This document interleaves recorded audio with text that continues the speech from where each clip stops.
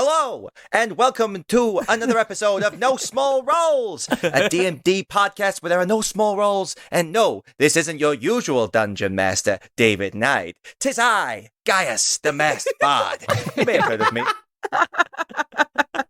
I have cast a spell and polymorphed David into a regular player. Tonight, in the DM seat, I know, you gotta stay in that seat. But tonight in the DM seat will be Chris Watts, who will be taking us on a Winter's Heart episode. I gotta go. I just heard about 8 lusty maids who are milking in a local farm. And on for now. Thanks, guys. Thanks, guys. Thanks so much. Thanks, guys. Oh my goodness, we're in a room with the actual guy. So weird to see him sat right next to Chris, because they kind of look similar, but not quite. It's so bizarre. It's just that mask, isn't it, that's different. Otherwise, they're basically the same. Happy holidays, everyone. How are you? Happy holidays. Happy Winter's Heart. Feeling very festive. Yeah. Okay. So we've got some new characters for this one shot, and we're going to be setting it in a very Christmassy sort of setting.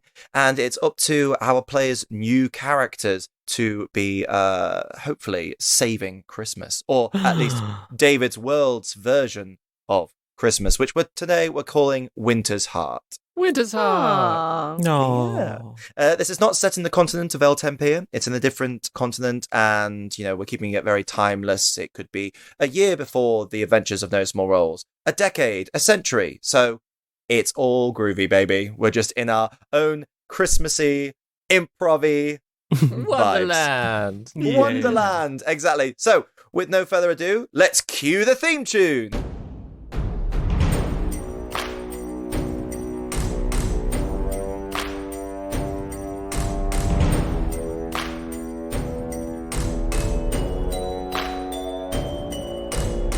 Prepare your party of players and polyhedral dice. Your tragic backstory better be worth the sacrifice. Seize your sheets and D20.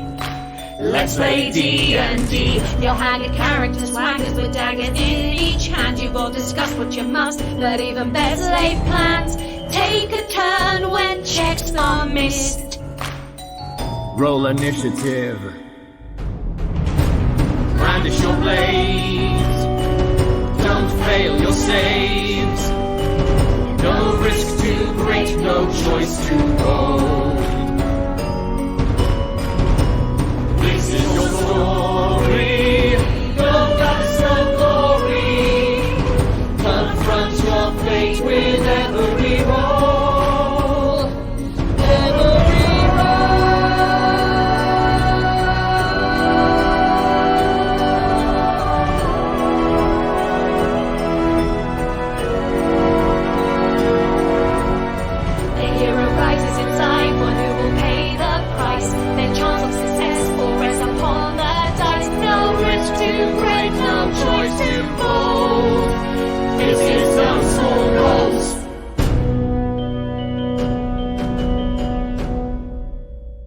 So, white flakes of snow gently descend from the muted sky, casting a tranquil spell onto a snowy, sleepy town in the middle of a deep valley. The cobblestone streets are blanketed with a pristine layer of soft snow, muffling the usual sounds of the town and creating a hushed, serene atmosphere. Street lamps cast a warm glow, their light reflecting off the snowflakes as they lazily drift to the ground. Chimney smoke curls into the wintry air, and the town appears to be in a peaceful slumber as your party descends from a steep hill on a goat trail from the woods. The town of Sugarplum Springs is but a waypoint on your journey to wherever you're seeking refuge. Your party has gradually come together in the dark woods, having come from very different backgrounds. And you're looking for a place of safety, a place where you can take stock, and a place where you might be able to take the next step in your journeying adventure. So, who do we see on this hill? Should we start with you, David? Okay.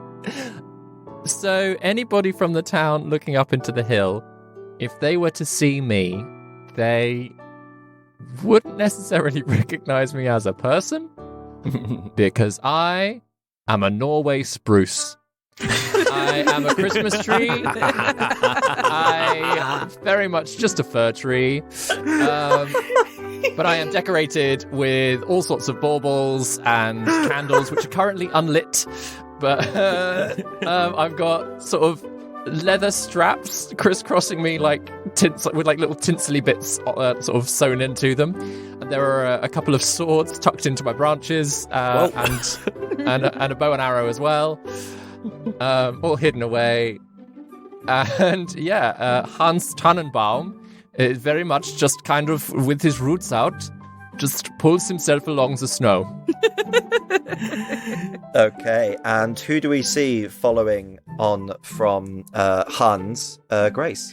You hear a whirring, clanking sort of noise as you see a mechanical tin soldier, but 1.5 feet tall. Oh. They go by he, they pronouns, and they are completely made of tin, but with a soldier's uniform painted upon it in red with bright blue trousers and a very large hat. They have a huge moustache, and they also have a big mechanical wind-up key at the side of them.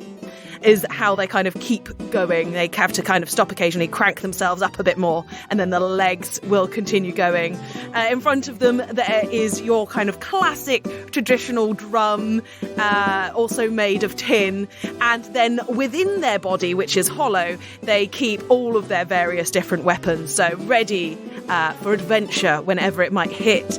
So they have escaped from their creator, who has made him for her daughter as a soldier to remind the little girl of her father. But this tin soldier didn't feel right being given as a gift because he hasn't seen any adventure. He's not a true soldier yet, so he's come out into the world to try and prove himself as a soldier, and he is known as Major Tin. Excellent. And finally, coming up at the very back of our party as you're skidding and sliding down this hill. Go ahead, Ben, tell us who we see. So, at the back of the group is a snowman, about 4 or 5 foot tall. Classical, snowman look. Branches for arms, little fur cone feet at the bottom of them, red scarf wrapped round them, and a little hat on top of their head. Sort of eyes that maybe were once cold but now look a little more animated, carrot nose, and slightly concerning looking teeth as well that are just a little bit too sharp. Oh gosh, it's Nightmare Before Christmas. Oh yeah. Perched on one of their twig arms is a robin, slightly larger than your average robin maybe, but a little robin sits there tweeting away. This is Fingal, the snowman, who uses he, they pronouns, and Lumi, the robin. And the rest of the group have encountered Fingal, I believe, in the woods at some point during their travels, where they appear to be sort of rooted to the ground, and they've helped unroot them and bring them on their travels with them. Okay. And as you're travelling through the snow, you're snaking your way down into the bottom of the valley. The crisp air is filled with a sudden sense of anticipation as a faint jingling sound crescendos into a joyous melody. You see a large red sleigh glide across the full moon, laden heavily with a large sack. And the unicorns pulling it suddenly turn and take a nosedive towards you in your direction. What do you do? It's crashing down where we are. It's going in a beeline straight for you three. Take cover! I stand very still and I draw my bow within my branches. Yeah. Hey, I think we gotta run. And Fingal will run out the way. Major Tin dives into the snow. Okay, so Fingal, it's difficult terrain, so you're doing your best as Snow's trying. Oh, this is hard. Can you make me a dexterity saving throw, please? Dex saving throw, first roll of the game. Yep. I dexterously leap out the way with a 6. Okay, so you do leap out of the way. That's really good. However, you've fallen into a large patch of soft snow, which culminates around your body, and then you get bigger, and then you get bigger, and you start to realize that you are moving as you are rolling downhill, bigger and bigger and bigger, and you're heading towards a massive rock. What do you do? Help! I will attempt to reach out with my little twiggy arms and see if I can grab onto anything as I roll. Okay, make an acrobatics or an athletics check. Okay. I will try for acrobatics, if I may. 14. Okay, so you do manage to snag yourself onto a very thin tree, which sort of bends with your grip, and all of that excess snow just sheds off of you, whilst the rest of you is just still clinging on for dear life. And you gently pull yourself back up, and just at that moment, the sleigh pulls up from the nosedive and lands next to all of you in the snow. And what you see on the sleigh is a large fae stepping out of the sleigh. His large black boots, his bulging red robe, and his shaggy white beard are topped with a pair of twinkling almond eyes and a chestnut-coloured scalp and pointed ears. And on his sweating face is a grim expression. There is also, climbing out of the sleigh, a very, how can I say this? A very Ben Galpin-looking elf. Who is holding lots and lots of parchments, lots of scrolls, lots of research and lists and notes. His knees are buckling and he's shivering in green tights and golden bells. Please tell me he's called Ben Elf. Yes, he's called the Ben Elf. That's canon now. Ben, you have entered the world. Shout out to any Ben and Holly fans. Greetings, my fine, formidable friends. 'Tis happy chance I have spotted you right now on these cold ends. This is the large fey elf who is speaking to you through his whiskered beard. In a world of snow and twinkling light, I'm Father Winter, a jolly sight. With a snowy beard and usually a merry grin, I bring children in need gifts, and thus let festivities begin. I clutch my lists of names. And with that, the elf looks very annoyed, having got a massive pile of lists in his hands. I clutch my lists of names, each child's dreams I've sworn to keep. Yet Jack Frost, with fey Lord Fingers, threatens to steal them in his wintry sweep. Gifts wrapped with love, tied with bows so tight, might succumb to Jack's whims, disappearing in the frigid night. I tighten my grip on my reins, I resolve in my weary stare, determined to fly off and outwit Jack Frost, to protect each gift with utmost care. With a twinkle in my eye, and a soft plea soft and low, I ask a favour, a mission to bestow. A child in need of the Dickens estate, and with that he points to the town below, longs for a gift to divert him from a path of dark fate. Brave ones, embrace my knight's final quest with hearts so bold, steal into his home, and in sleeping Charles's arms this gift enfold.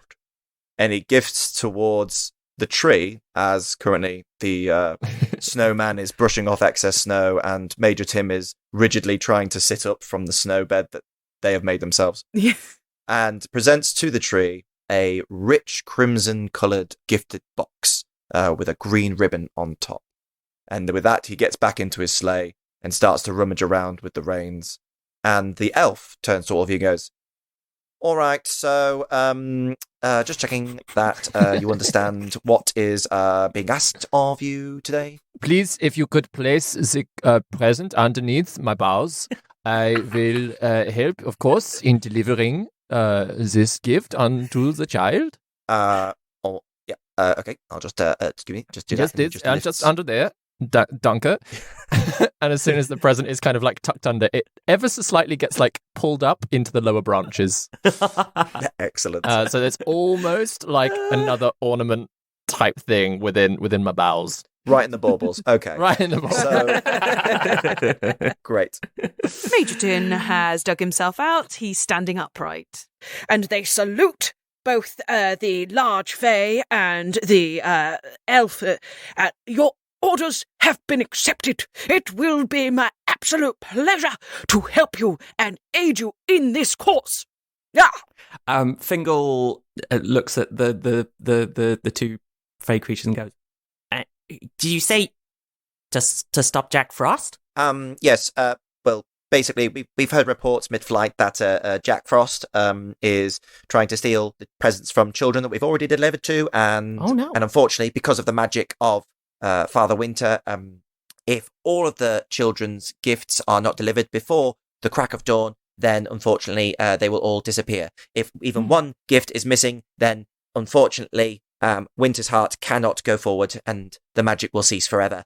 So this really is down to you, unfortunately, because we have no time. We have to go over to, I believe, where is he over? El Tempere. He's over in El Tempere, and we need to get over there and stop him straight away and solve all this. But we can have time. We can solve everything apart from this one thing. And if that doesn't get done, then again, the Winter's Heart magic ends. So please, we would really appreciate it. And there will be great reward if you could just deliver this one parcel to a child of the Dickens estate. His name is Charles, and he's just down there in a townhouse, big townhouse, just down there in, I believe it's called Sugar Plum Springs. Wow. Yes, I think this is possible for us to deliver the present to young Master Charles Dickens. Is that correct? Yes, I believe so. And wonderful. No time to waste. No time to waste. We must make haste. All right, that's him speaking in verse as always. It's quite annoying. I'm going to get back into the sleigh now. Right, all right. Anon for now, everyone, and take care. Anon.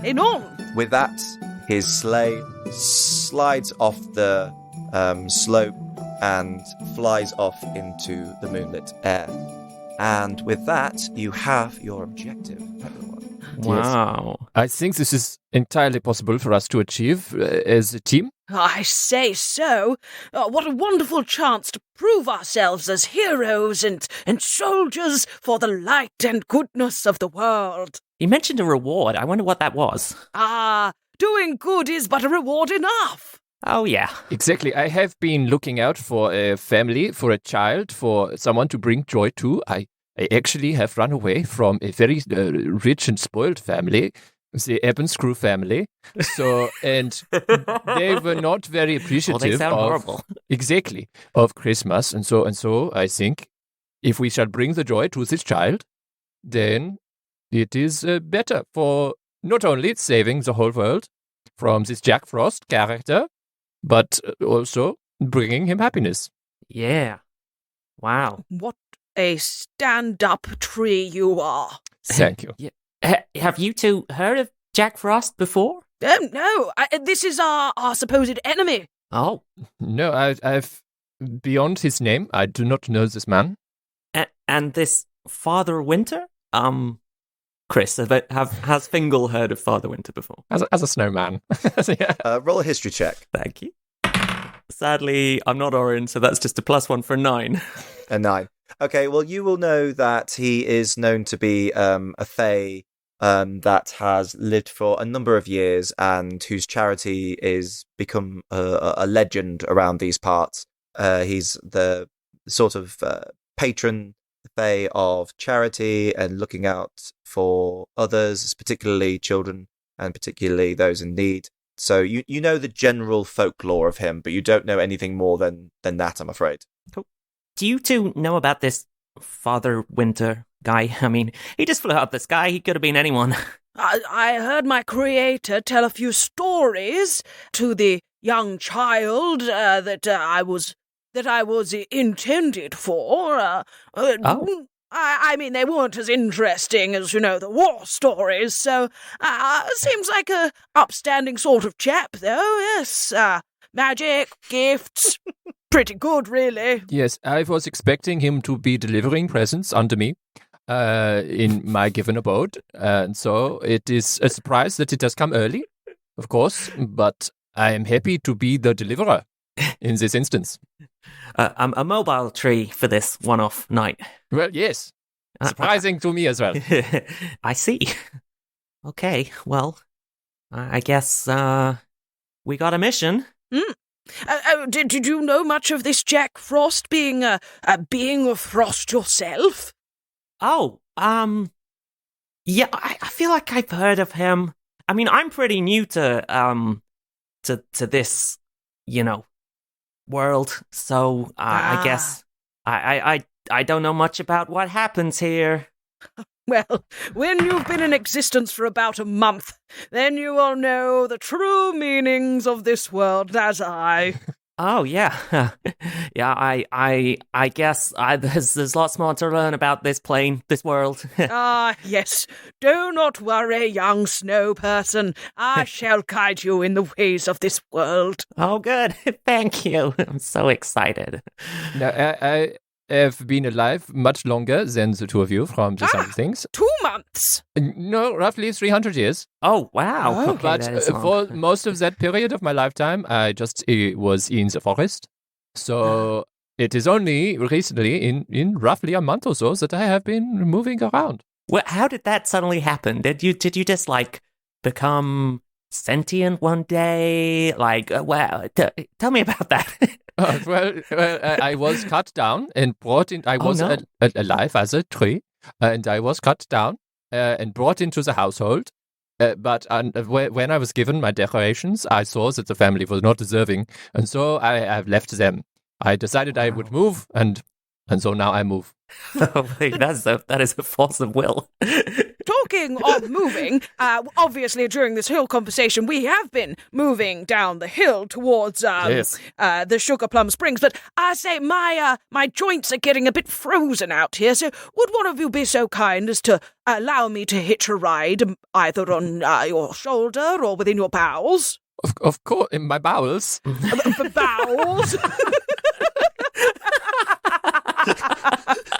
Yes, within your bowels. I'd be much more cozy in there. Within my branches. If you please, I do not have a little fairy or a star upon my very highest branch, so you are welcome to sit right at the top and be look out. Yes, you shall be my mighty steed of pine. I accept. Thank you very much. Do you want to borrow Lumi as well? She can fly over if you want. I'll send Lumi, my little flying robin companion, over to nestle in a branch somewhere on the tree. Yes, onwards. Okay. Yes, how does he do it climbing up the tree, Chris? Well, yeah, it's okay. It's like luckily Hans is bending down a few of his branches to give first purchase, so there's not too much of an effort to get there. And there's a little bit of scurrying, a little bit of tickling, a little bit of jiggery pokery as you eventually make your way to the top of the tree. Of Hans. Thank you. Well, I am a tree as well as a Hans. Yeah. But you have no Hans. No, I have no Hans. Oh, very good. He's a walking, Winter's Heart paradox. So, you travel down the hill and you make your way into the town. As your feet step into the town, street fires bathe you in a yellow glow. A large townhouse looms above the distant rooftops in the distance. But I'd like everyone to make a perception roll first as you enter the sleepy town. That is a 15 for Hans. Ooh, natural 20 for a 20. And that is a 14 for Major Tim. Okay. So Major Tim is not used to, of course, mounting moving trees. I just can't quite get myself comfortable. Will you stop wriggling around up there? I don't want to talk to you. Don't put your fern up there. Lumi flies up the tree. In the meantime, with that natural 20, Fingal, you see in the distant alleyways on your left and right, small plumes of smoke coming up, and then stopping, and then starting again. Like chimneys or like signals? These are very small. They're just like almost billows of smoke coming out from the alleyways on the left and right. And you see glints of axes just peeking out from behind the corners as well. I will whisper quietly to the tree and the tin soldier at the top of the tree. Okay, there's some smoke there and there. I point out where with my branch. And axes? It doesn't look like. I mean, I'm no expert. I'm just a snowman from a forest. But that doesn't look like homely fires to me. Yes, these are my two worst enemies. The axe and the fire. Oh no, I'm so sorry. I shouldn't have said anything. No, Enemies. it is better to be prepared. It sounds like a potential ambush of these axes and fires to me. Yeah, I'm gonna be honest, I'm not a big fan of fire either. And at that moment, stepping out from the shadows is the cause of this smoke, which is a man wrapped in a big, thick cloak, holding an axe, and he appears to be speaking to another person who is breathing out this smoke. And it's that cold that, so all of you who don't naturally breathe, this is quite a weird phenomenon to see breath being manifested into the cold night air. Witchcraft. And you can see that they're talking about patrolling the streets, making sure that everything is safe, nothing is out of the ordinary. At one point met by the people on the left side as well, who come out wrapped in cloaks, talking about being a quiet night, wanting to, end their shift so they can get home and, make sure there's gifts under the tree for the children to enjoy winter's heart. What do you do? Do they look like they're in uniforms? Like they're kind of like town guard kind of figures? Or Yeah, they're all in the same colour of green cloaks. I think Fingal, as an instinctive reaction, just goes really still, like there's just a snowman in the street. Yeah, the same. Hans and Fingal standing very still next to each other, like... I'm very much just a tree, do not mind myself. Realizing the stillness of his companions, they also go quite still themselves, but as they start to realize these may be fellow soldiers, he cannot help but slowly move his arm up into a salute. Very good, very good. So they've spotted you, and they're a bit confused because, you're on a paved street where a tree has suddenly sprouted up. And a snowman appears to be sort of hiding behind the tree. Roger, did you see anyone make the snowman? It wasn't here earlier on. Okay. What's that on the top of it? It's a little saluting soldier. Oh, that's Who nice. are you calling little? All three men take 3 steps back and ready their axes. Warner! Stand down, everybody, stand down. I am but a fellow soldier like yourself, and I tower upon my mighty steed. A tree. Be you friend or enemy? What do you mean, friend or enemy? He's a talking toy. Yes, I will not be an enemy unless you make yourselves an enemy to me. I see that we are comrades in arms, and I have a very important mission along with my companions here. Hearing that we've been addressed as companions, I think Fingal will sort of like wave their little twig arms and prestidigitate a little plume of snow. Hello. And 3 of them all run away. Hey! Do come back. Oh. Yep, they've gone scarpered. Even one of them has dropped their axe in fright, and they are sprinting away into the shadows. Ah, gorgeous. In which case, I will just make my way over and just slowly pick up that axe with the with my bowels. Okay, that is yours now. That is an axe. You have an axe. You're a tree with an axe. It is a kind of immersion therapy. You'll face your fears, Yeah. One less axe for them. Yes, exactly. And I can throw it at them if I need to. Very good. Wow. Fingal tries to imagine what a tree throwing an axe looks like and fails. Huh. It appears that these soldiers do not have the gumption and the strength to, even guard this little area. They seemed quite afeard of us. Yeah. No wonder this Jack Frost can just steal presents, huh? You're quite right. This town needs a much stronger form of defence, much like ourselves instead of those little scaredy eggnogs. Perhaps, I've never really thought about it, but are we a very usual sight to behold by these people? What, a snowman, a tree, and a toy soldier? Yes, exactly. I was not surprised when I met either of you. No, I honestly don't really know. Well, I just hope that perhaps we do not scare the child in the same way that we have scared these soldiers. Ah. Well, that's true. It might have just been my teeth. Sorry about them. They're very fine teeth. How else would you smile as beautifully as you do? Yeah, precisely. They glint with a shiny sharpness that says thank you. welcome. I like to think so. Very good. I think we are as good a sight as one should expect to see on a chilly winter's hot night. Yes, exactly. It does. Unfortunately, they would have potentially been of help to finding this Dickens estate. Perhaps we shall move onwards and see if we can find this Dickens estate from...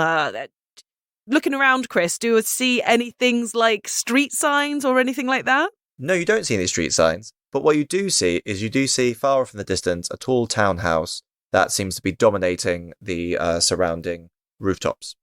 From my own experience, coming from a large household, it is those with the buildings, the large buildings that seem to have the presents and the decorations and the small children. So perhaps we will find the boy we are looking for up there. Perhaps. So the bigger houses get the bigger presents? Is that what you're saying?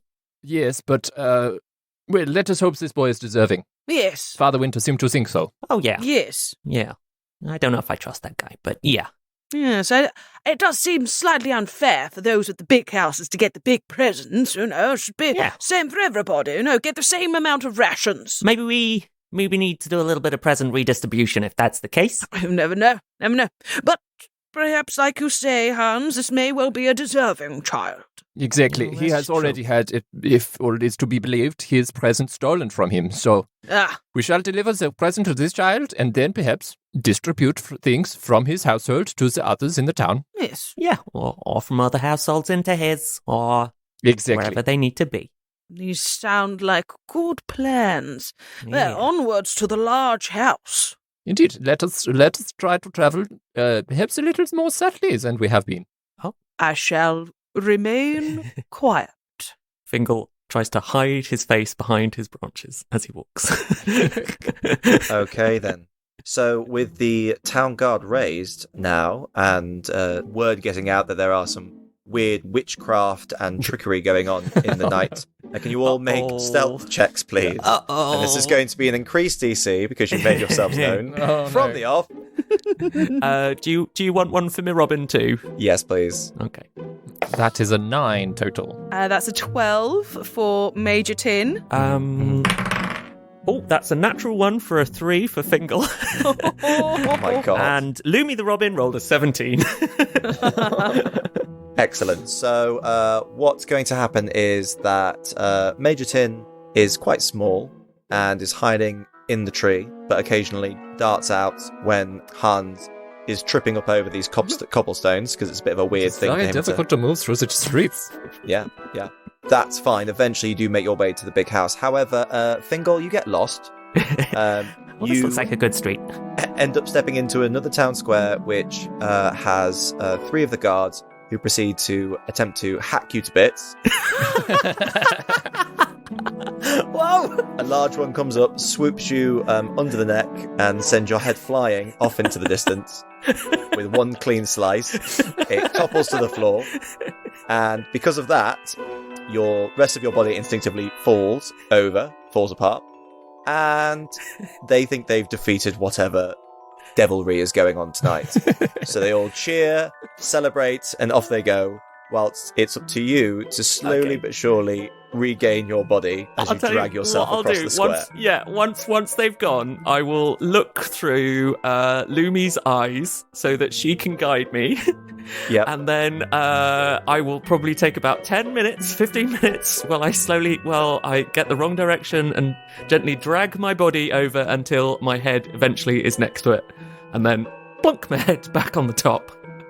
Stand back up and jump back into my own eyes again. Okay. It's really hard to do that in third person.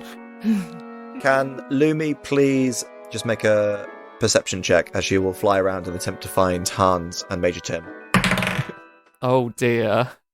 Tim, have you seen where our snowman friend has gone? Yes, I believe there looks like there's a pile of snow just there. I've been assuming that was Fingal, but it doesn't quite have There's the so same... much snow around. I keep getting very confused as to if it is him or if it is just a pile of snow. Perhaps they have, disguised themselves so well. They are so stealthy that is why we cannot even see them. Ah, yes, that is making of the sense. It's a 6 for Lumi to try and find them. Okay, Lumi doesn't see them, but they see Lumi. I see the small little flying thing that he has. Ah, yes. Come here, small one. Come here. Lumi will fly down. We are unable to see your larger friend.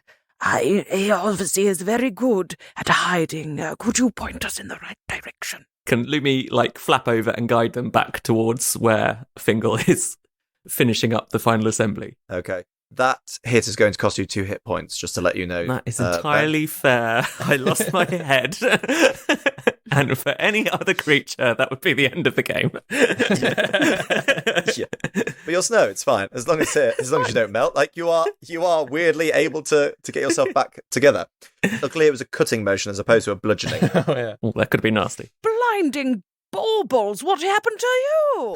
Oh, I went the wrong way somehow, and I met up with those 3, the ones with the axes. And Hans, I'm beginning to understand why you are not a big fan of axes.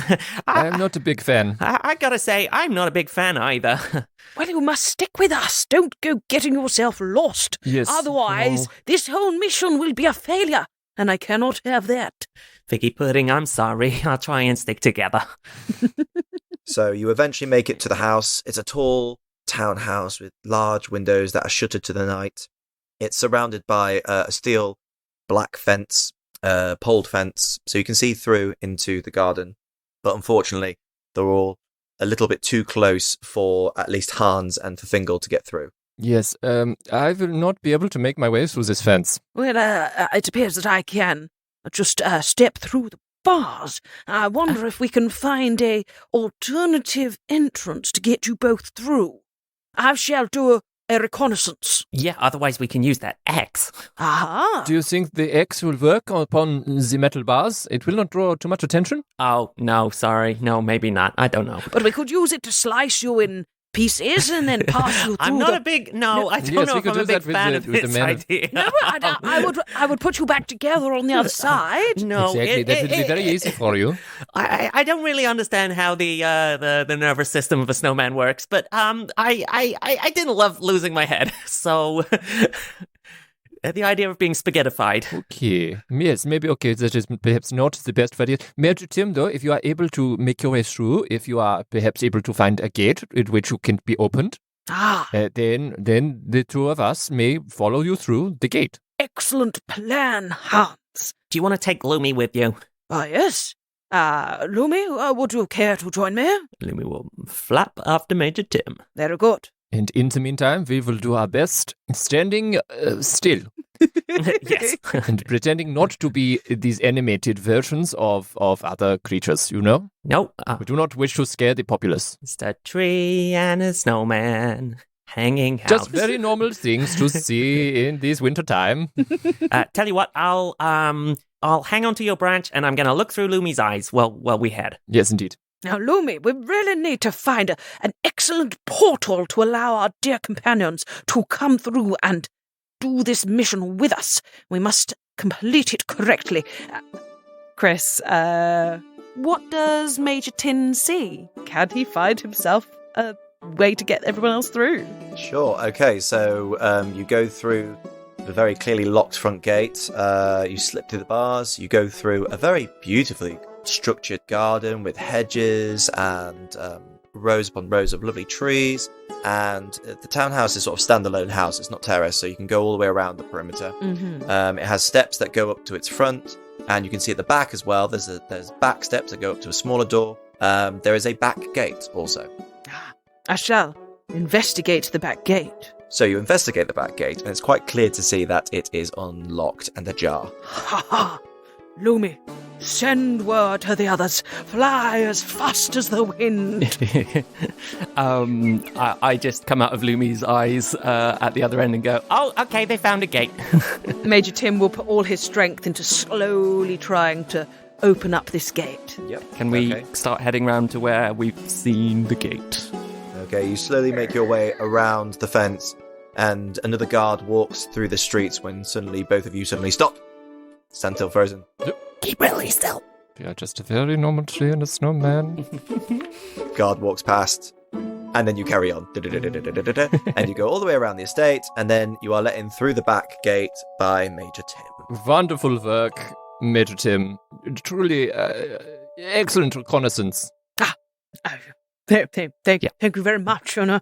Well done, soldier. It was the way I was built, you know. There appears also to be a back door. Perhaps we should approach that. Yes, I think so. Perhaps if this Jack Frost has had some effect on stealing the child's presence already, then we should be very careful as we enter the abode. Oh, that's true. Do we know, DM, is there any kind of indication about whose house this is? There isn't like a name on a doorbell or something, or like on a letterbox or anything like that? There appears to be a small letterbox next to the front gate as you do a full surveillance of the whole estate. A small letterbox which does say Dickens. Yeah, well, this certainly looks like the place. Ah, yes. Oh, that is good. Good confirmation. Yeah, you're right. They might be on guard if that naughty Jack Frost person has been around stealing. Chris, are the lights on?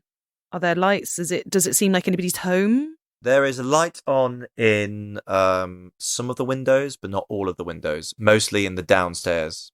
They appear to be not lights of, a fixture, but more like a firelight. It appears that the fires are lit. Fire? Well, to keep the people warm inside the house.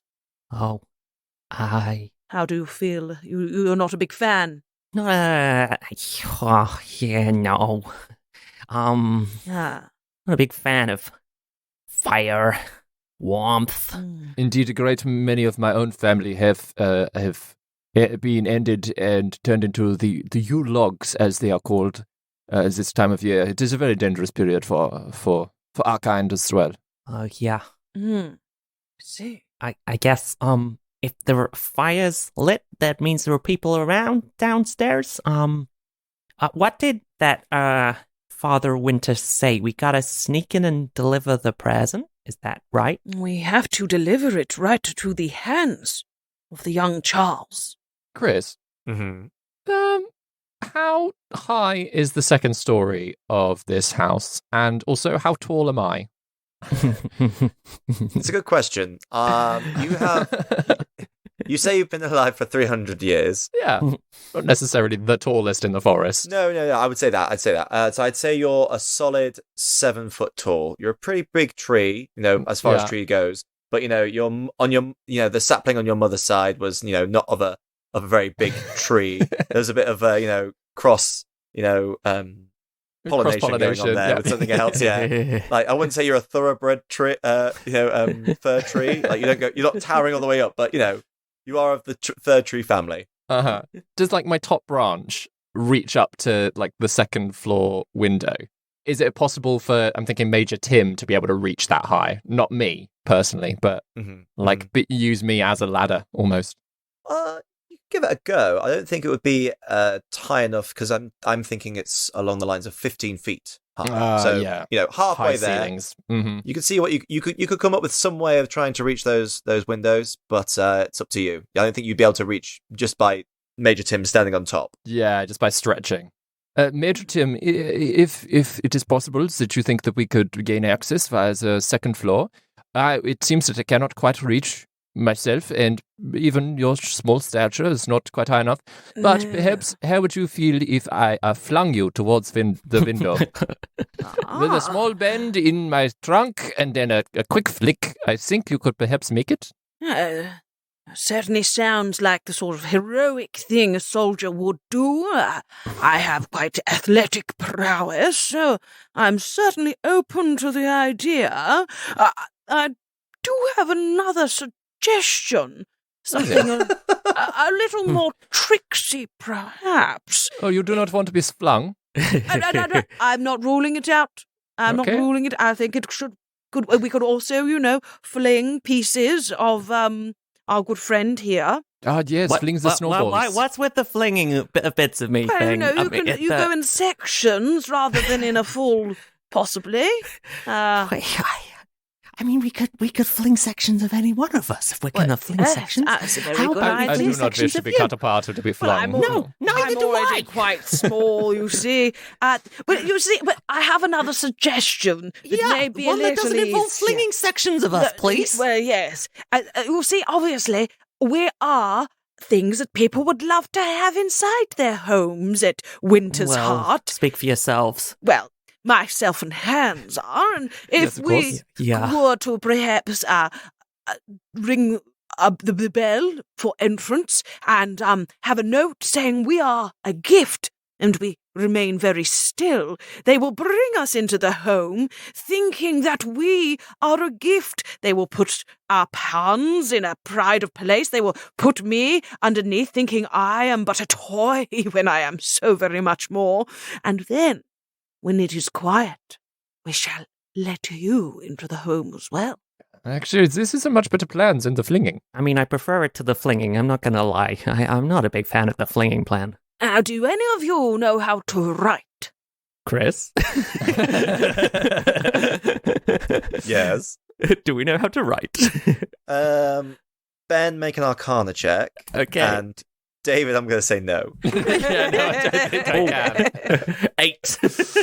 Okay. You thought you knew letters. You thought you understand the idea of letters. You understand the idea of writing sentences and everything. But unfortunately, the formations and the grammar and everything just don't quite work. And I think Hans would take averse to using pencils. Yeah, I think, like, Yes.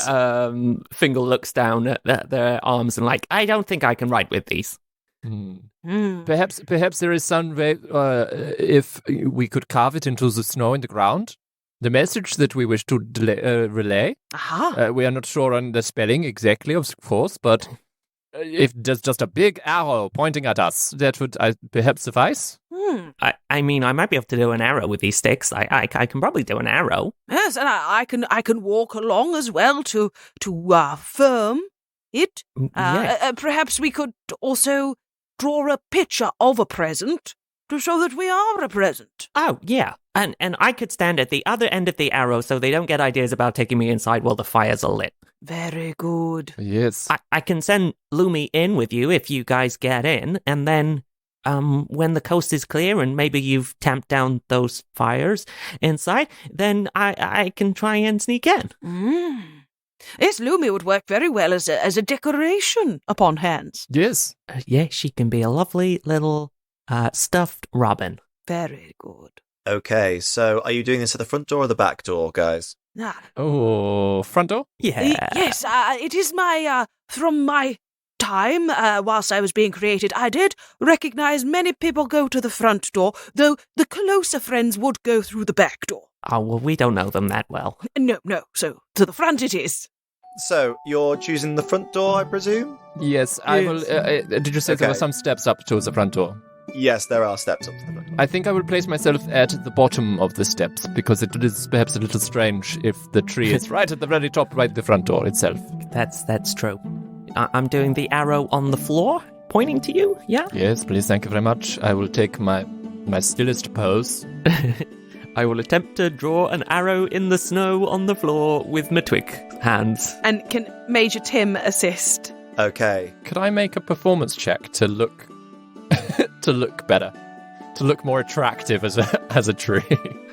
Okay. I've got +0 to performance, but Yeah, I was gonna say.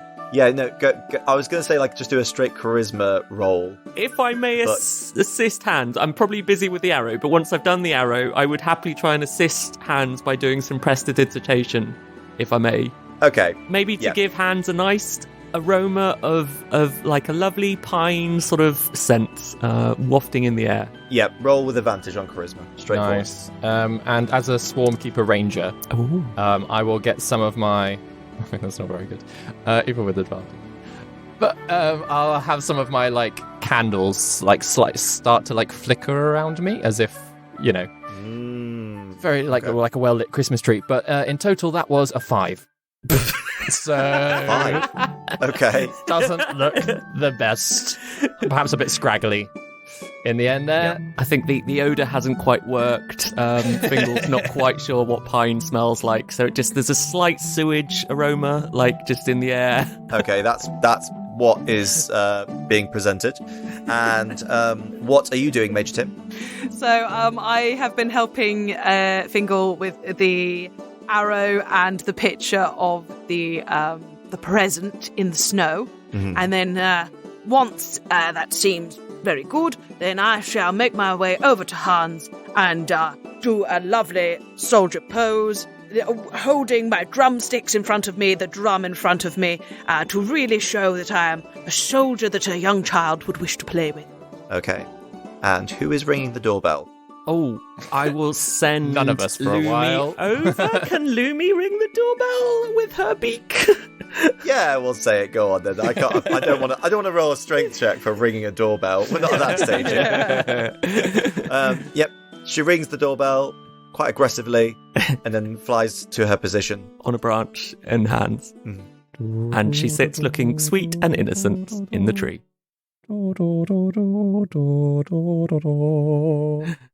The door creaks open. Light floods in a small slit out into the front garden.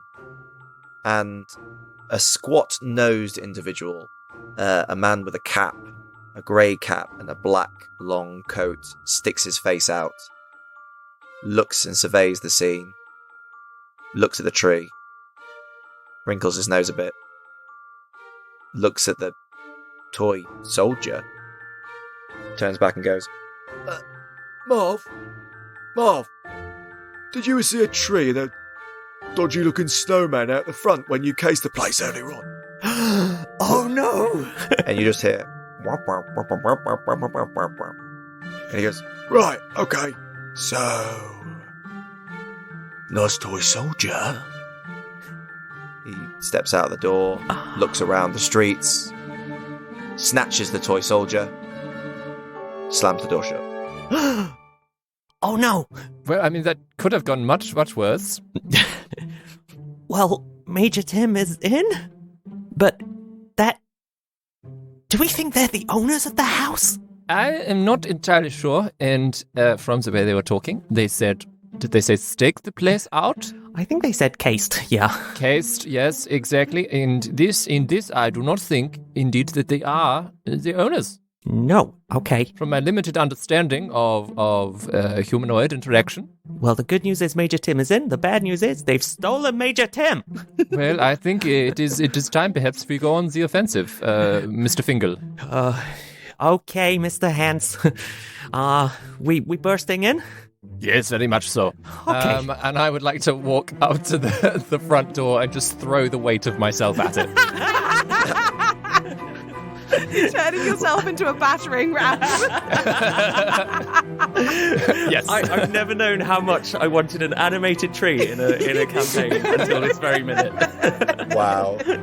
We'll just very quickly cut to what is going on in that split-second conversation whilst Major Tim was taken inside. Major Tim, you are brought through into a long corridor with a red velvet rug that leads on into an open space further on into the house. You go past coat racks and the spaces where paintings should have been. Ooh. And you enter out into the main space of the lower house, which is a large dining area. On the left is a large ornate dining table, which appears to have been stripped bare of any decorations or silver. And to your right is a large roaring fire, a stairway that goes up into the first floor, and the thing that's dominating the room is a large bag filled with glistening things and paintings and what appears to be a lot of the valuable things in this house. And standing over it are two individuals. One very large, big tusked orc, again in a black coat, surveying through the swag. And to the right is a tall, slim, bushy-haired, big bushy head with a moustache and goatee, also wearing a black cloak. They both turn around to look as they say, Harry, what was going on outside? Well, something else for the swag. He chucks Major Tim into the air, and it lands plonk into the bag. Major Tim has been very still this whole time, but he is slowly seething with anger at what is quite clearly an unjust situation. And as he's been thrown into the swag, he's slowly going to be drawing out his short sword from within his weapons chest, which is just his chest. Which is his chest. Yeah. And because they're not paying attention to you, because, hey, you're a toy, they have no idea about you, they're not paying attention. What they're doing is they're currently talking about the oddity of seeing a tree and seeing a snowman outside, discussing very briefly about, whether there are eyes going to be on the house now, or maybe spook the town guards or something. But they're reassuring themselves of, no, everything's going to plan, the boss is upstairs. He's checking how much gold he can find upstairs and jewellery. And they all seem to be very pleased with themselves as they're starting to wrap up the bag, and then bang! The door hits, and they all freeze and turn and look back down around the corner to the corridor's end where the big wooden door is. And then bang, bang!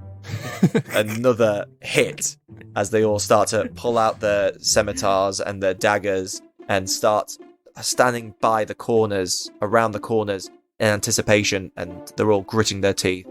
And then, can I have David, can you roll me a strength check? Yes. I'll allow you strength or athletics, it's up to you. Ooh. For this push through the door. It's a +2 to both, so I'll just go straight strength. Yep.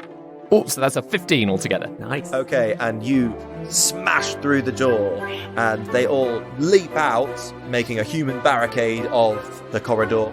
They're all standing abreast, and they're looking with murder in their eyes, which suddenly turns to confusion and to alarm as they see a tree has smashed through, has fallen onto the ground, and is slowly pulling itself up as a snowman waddles in through the open doorway. You are the things of winter hearts and nightmares, as I would like everyone to roll initiative. Whoa! Wow! Grace here, keeping you updated with all things No Small Roles related. A very warm Winter's Heart greeting to both long-time listeners and first-timers alike. This festive treat is an ideal place to start for new listeners, as the story itself is unrelated to our main campaign. But for those newbies amongst you that fancy hearing more from that mysterious bard who helped to introduce this episode, why not give our main campaign a go?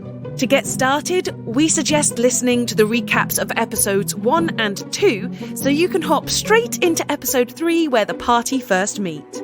And we really recommend sticking with us until at least episode 9, as that's where you'll know if No Small Roles is your cup of tea.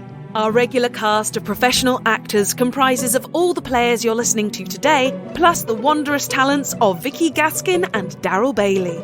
We also have delightful guest appearances from Sarah Gain, Sam Oakes, Robbie Bellicombe from Flintlocks and Fireballs, and both Jeremy Cobb and Jasper William Cartwright from Three Black Halflings. Fans of No Small Roles love the quality of our storytelling, the depth we bring, and the silliness. From one moment the cast will be breaking your heart, the next you'll be giggling with glee. And of course, the cherry on top is the magical original music composed by our very own Dungeon Master, David Knight, who scores each episode. This Christmas, you can find many of our cast performing in festive theatre shows. So if you want to see us in person, check out our show notes to find out more about A Christmas Carol, Tossed the RVT Panto, and Yippee-Ki-Yay. We'd be delighted if you take a moment to rate and review us on your favoured podcast platform.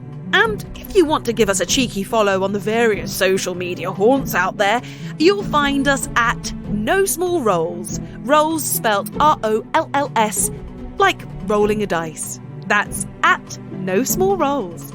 But that's all from me for now. Let's get back to the Winter's Heart mission. I would like everyone to roll initiative. Whoa! Wow! Bad roll for them, which makes sense. I got a 12 for initiative. Okay. 14 for Fingal. And an 18 for Major Tim. Yeah, Major Tim. Okay, so Major Tim, you are up first. What do you do? Having heard his comrades come to the blast in through the door, he is going to run after the 3 baddies, brandishing his sword short. How close does he get? Yeah, he can make it. What's your movement? 30 feet. Wow, it's a fast toy soldier. Yeah, you make it easily. They do not notice you at all. Major Tim lifts his short sword nobly as he slashes for the nearest calf to him. Oh, okay, roll to attack. And that is a 13 to hit. Okay, so a 13 just hits. Does Yeah. it? Way! Yeah, absolutely. That's exciting. So the one you've hit is the big, large orc with the tusks. Nice. And that is 8 points of damage. Ooh, 8 points. And he falls to his knees as he wasn't expecting that. And he's clutching his bloody calves. Ha! I shall cut you down to size. What on earth? He turns round, his eyes widen. That toy's alive! And it's now Fingal's turn. Okay, so one of them's already been hit by Major Tim. Yep. Sorry, Major Tim. I'm trying not to say Bowie. That's exactly why I did it, to be annoying. Yup. I'm going to Eldritch Blast one of them, if I may. Go for it. And I think my Eldritch Blast takes the form of a snowball, of course. So I will Eldritch Blast. Is one of them, carrying anything at the moment? No, 2 of them are carrying scimitars, the squat one and the slim one, and the large one is carrying a big dagger. Oh, okay. I don't like the look of the scimitars, so let's go for one of the ones with the scimitars. Okay, fire at the one in the middle. 23 to hit them with a big snowball Eldritch Blast. 23 definitely hits. Yeah. 10 points of force damage. Ooh, he gets hit. Right in the chest and sends him back a few steps. Yeah.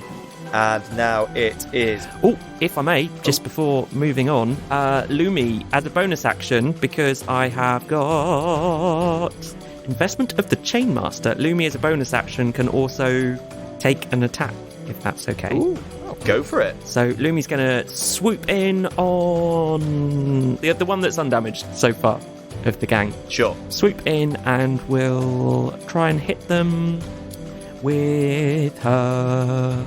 Technically, it's a sting. Is this right? Yeah, she is. Let's just rename that as peck in the eyes or whatever. Yeah, peck in the eyes. A nice healthy peck in the eyes. Technically, it does poison damage. Oh, okay. Yeah, let's do that. Let's say peck, but because of the nature of Lumi, Yeah. we'll add that to it. Nice. So that will be a 22 to hit, Yeah, that definitely hits. and it will be 1d4 peck damage. And if they could make a DC 11 con saving throw, please. Ooh, okay.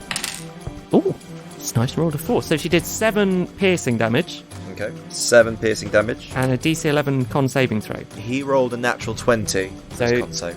He will take half of this damage. Oh, 9. 11 halved is 5, so he'll also take 5 points of poison damage. He grabs his eyes and drops his scimitar to the floor as it clatters. He's screaming, "Oh, my eyes! My eyes!" And it is now their go. So, the one, firstly, that you slashed at, Major Tim, turns round and goes to swing at you with its dagger, hoping to plunge it deep into your chest. He rolls, and it's a 16 to hit. Yeah, my armor class is 16, so it meets it, it beats it, right? So, yes. Yep. Okay, but they rolled low, so it's only 3 points of damage as the dagger slashes across your chest. Oh, my first war wound. Well done.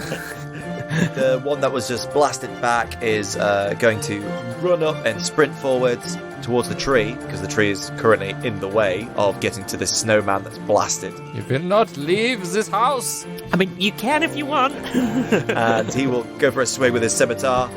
That's a 17 to hit. Yes, that does indeed hit my bowels.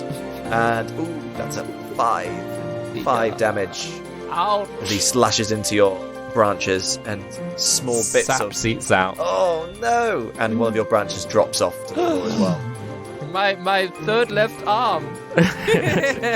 Fingal ponders using that as an additional arm later on. And the final one, that's Marv, who's the frizzy-haired one. He goes for a punch towards the bird. It's a natural 20. Yeah, well, that will definitely hit. Yeah. Oh no! Oh my gosh. So 2 doubled, that's 4. Did he just punch him? Yeah. Punch her, sorry. just So punched that's a non-magical attack, just to double check. Yep. So I get to half that because Lumi is resistant to non-magical bludgeoning damage. Yep. So that'll be 2 points of damage. So hits Lumi. Lumi goes flying across the corridor and starts sliding down the edge of the I don't know wall. what noise a robin makes. Tweet! She twitters angrily. Sorry, she X's angrily. And go ahead, Hans. Okay, so first of all, I am not liking all of these attacks upon myself. What will I do? He's standing very close to me. I will cast my only instance of magic missile, but flavored like magic missile toe.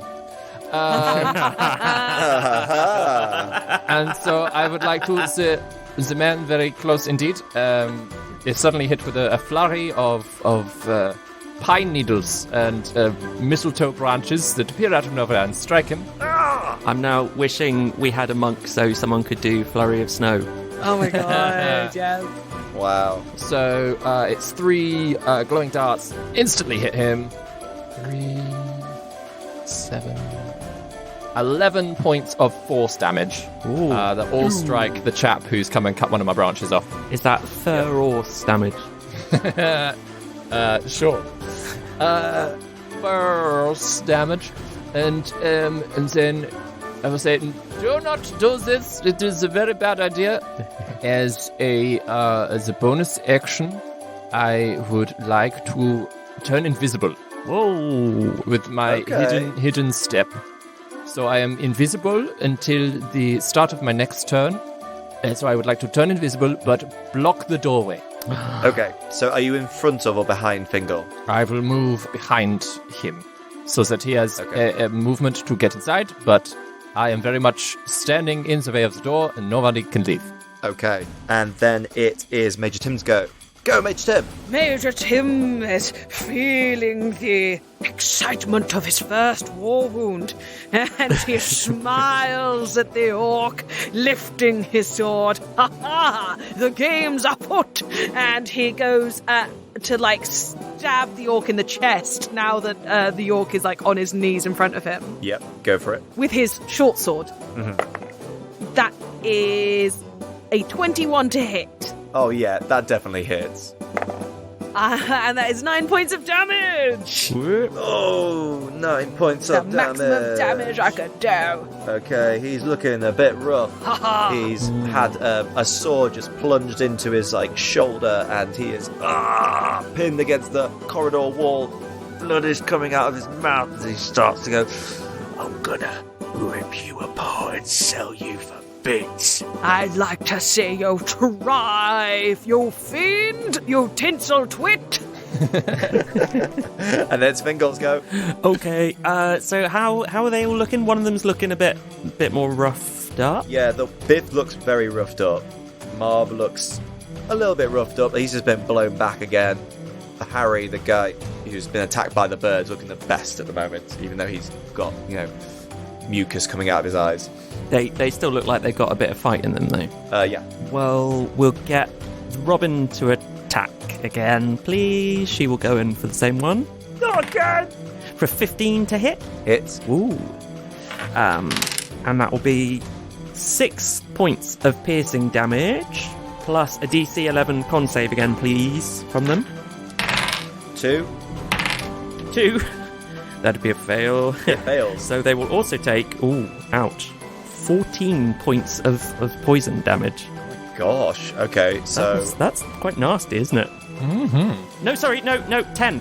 I can't count. 5 plus 1 plus 4 is a 10. Sorry. Brain.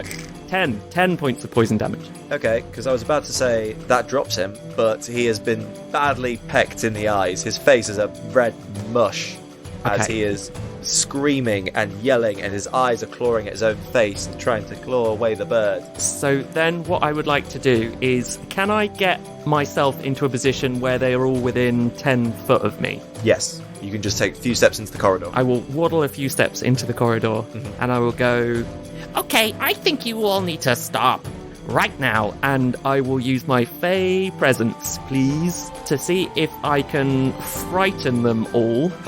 They need to make a DC 13 saving throw, please, or they will be frightened until the end of my next turn. Okay, Biff fails. He becomes very frightened of the snowman. Marv, who you've been fighting, is also terrified of the snowman. And Harry is equally frightened of the snowman. This is the terrifying, pointy-teethed snowman who they were not expecting. They thought it was going to be an easy night, and suddenly this has become a horror show for them. So yeah, I will dish out at them all like, I think we all need to calm down and stop. Now it's their go, so that means that Biff, Marv, and Harry are all going to go, "Ah!" and they are going to start moving very quickly away from the snowman. But that does mean that Biff is still going to take another swing at Major Tim for a 2, so he misses. Aha! He's then going to back away towards the to the right, towards the bag of swag. Marv is going to pull out a dagger and throw it at the snowman while running away from it. Because I think when you're frightened, it just means that you move away from things. so it also means they've got disadvantage on any attack rolls while the Source of Fear is in their line of sight. So they can throw a dagger, but they'll be at disadvantage. Okay, so 19, and then a 4. Yeah, that misses. So that misses. The dagger goes and embeds itself into the door frame. Naughty. And Harry is going to take a swipe at this figgy pudding bird. Also a disadvantage, please, assuming he's in sight of me. Yep, that's absolutely a disadvantage because it's a 5. Yeah, that misses. So he misses, and he's blindly moving away. He's stumbling into the dining table. There's blood in his hands. Now there's blood smeared onto the table, and that's their go. Followed by Hans. Hello. Okay, how grouped or gathered are these thieves? They've spread out now into a bit more of a cone, so they are now much further apart than each other, within 10 feet of each other. That is absolutely fine. Okay, I will take an eye on the person who looks least injured. I will draw a bow within my branches and shoot an arrow at him. Okay, so that's Marv, and I really can't wait to see some art about this because this is amazing. It's a tree shooting a bow. Directly down the corridor, straight shot. You fire at Marv. Is it actually a bow, or is it just a branch that you bend into shape of a bow and attach a string to? Exactly that. Yeah. Cool. Yeah, it's like I've been decorated with arrows, but and I'm just pinging them off. So that was a 13 to hit altogether. 13 hits. Yes. Okay, so let me do all of the damage that I want to this person. So first up is the D8, of course, for the normal longbow attack. So that is a 7 plus 3, that's 10. But I am a Swarm Keeper Ranger, so I am going to be sending out a whole group of small candy canes and baubles of ornaments that follow this. And so that is 10 to begin. Plus another just 1, so it's 11. But I would also like to make him my favorite foe for this moment. And so that do another 1d4 damage, so that is another 3, so that is a 14 points of piercing damage. Oh my gosh, okay, so... As he is impaled with a great many small candy canes and bauble glass. Yes, yes he is. He is a porcupine of Winter's Heart Delight. Yeah, he is just absolutely pinned to the opposing wall, an arrow going very cleanly straight through his throat, and candy canes slamming into his arms and baubles into his face. He is just a bloodied mess which slumps down to the floor. Wunderbar! Now it is Major Tim's turn. How dare you run from me, you coward! And he's going to run after the big orky guy, Biff, that he's been fighting. Where's your honor? And he's going to slash at his other calf as he's been running away with his short sword. I can roll an extra d4 for built for success to just 12. 12 just hits. Oh, yeah. Just hits. They've got leather armor on. They weren't coming here for a fight. Okay, nice. 5 points of damage. Okay. And for my bonus action, I'm going to do an offhanded hit with my dagger. Oh, that's 10. That's not going to hit. No, it doesn't. But it is enough with your first attack as you slash at this orc reaching out with his dagger. You cut his wrist, which drops limply, and then you spin around, slashing down onto his neck, and he goes limp and just flops onto the floor, dead. Thank pudding. I'm surprised I was able to get the wrist, to be fair. That was, right up there. Obviously, I'm an absolute marathon of a soldier. And he stands upon the corpse, raising his sword. It's Fingal, and there is one more combatant who is is basically the bird's enemy. Lumi has absolutely decimated this bandit as he is frantically trying to gather himself by the table on the left, now composing himself and looking frantically for exits. I think, Fingal's going to look at them and go, look, I didn't come here to melt you, so I think it's time that you leave. You can see what my friends and I can do, and I think we made enough of a point here now. You should get out. So I'm not going to attack. There is a boss upstairs, apparently, so you could tell us his name. And he just wets himself and then probably turns around. Oh, he is melting. Oh no, he's melting. Runs for a door that is on the back wall. There's 2 doors and the stairway on the back wall. He runs for one of those doors. Lumi can have an opportunity of attack if she wants. Lumi's letting him go. I've told him to run, and as far as I'm concerned, he is doing what I've told him to do. He pulls the door open. You can see a kitchen in the back with taps that are all on with water gushing over the floor, and he sprints off. Why are the taps on? Okay. He may have gone to warn the other one upstairs. There's another one upstairs? Yes, the big boss, apparently. Well, I think he is running out through the kitchen. Can Lumi follow him to see where he's going? Yeah, absolutely. Lumi flies through the kitchen and sees that he's running to the back door around the kitchen top, and he flings open the back door to the house, which opens out into the back garden, and he's running out of the back garden. I will, having looked out of Lumi's eyes for a minute, I will relay to the group. Okay, he's out the back door. I think he's gone. Very good. Well done. We have done an excellent work at defeating these 2 and scaring off the 3rd. I think, of course, the big boss will be very simple for us to handle. What do we do with the 2 puddles? Says Fingal, looking over at the bodies. Just leave them here for now. Okay. Fear the family. We have not yet seen the family, and we need to find this young Charles. Perhaps he is in his bedroom.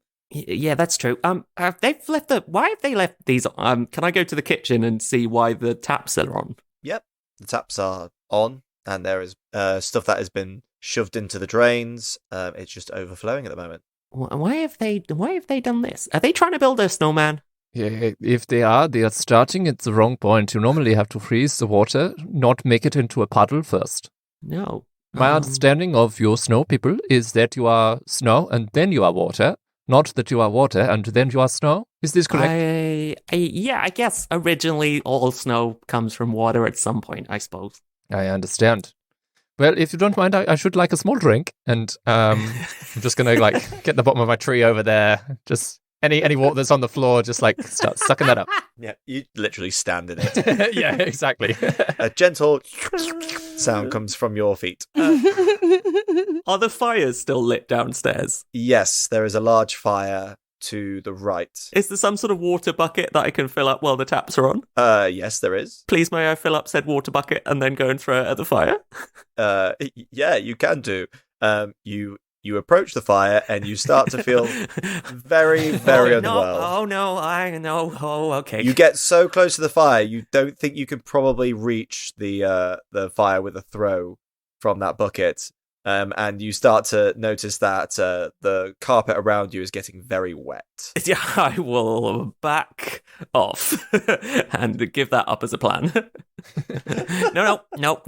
Okay, I'm gonna avoid that area. I will put my bucket down somewhere. Okay. Bow control to Major Tin. Would do you think it is best if we secure the ground floor or head straight up to any dangers that may be upstairs and endangering the child? Who knows what could be happening upstairs? Close the back door and make our way up. Yes, indeed. In which case, I'd like to collect the piece of branch that has fallen off of me that was carved from me earlier, and use it to tuck it through the handle of the back door and use it to block that entrance if possible. Very nice. Very good. Major Tin will go and close the front door and lock it if there is such a mechanism to lock it. Grace, can I just check if you're Major Tin or Major Tim? Tin. Major Tin because he's made of tin. Ah, okay. I might have been saying that wrong because your Zoom name, I believe, says Major Tim with an M currently. Yeah. I could see how that might be misleading. Apologies, everybody. I shall change that to Tin now. Oh, yay me.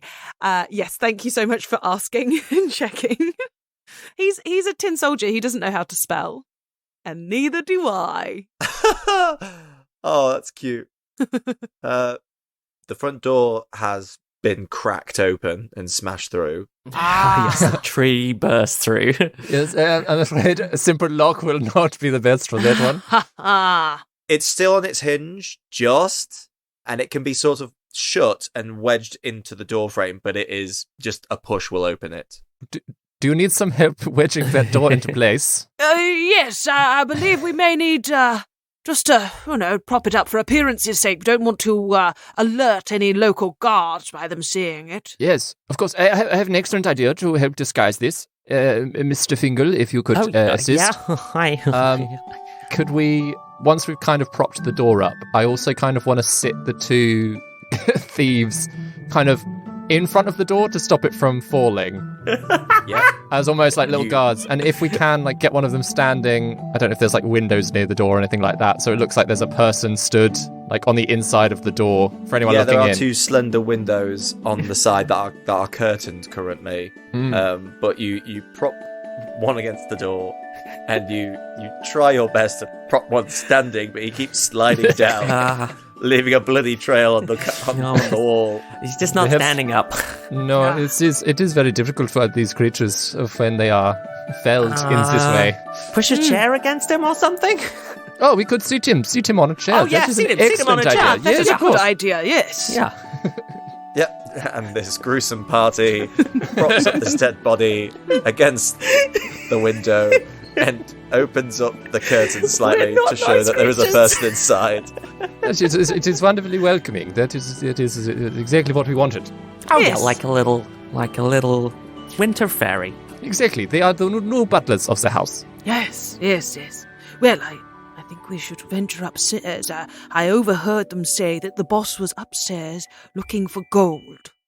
Right, okay. Indeed. Fingal's had to think about whether they want to turn the tap off and have decided that actually, if he leaves the tap running, it might eventually reach the fire and put the fire out. So we'll just leave the tap running.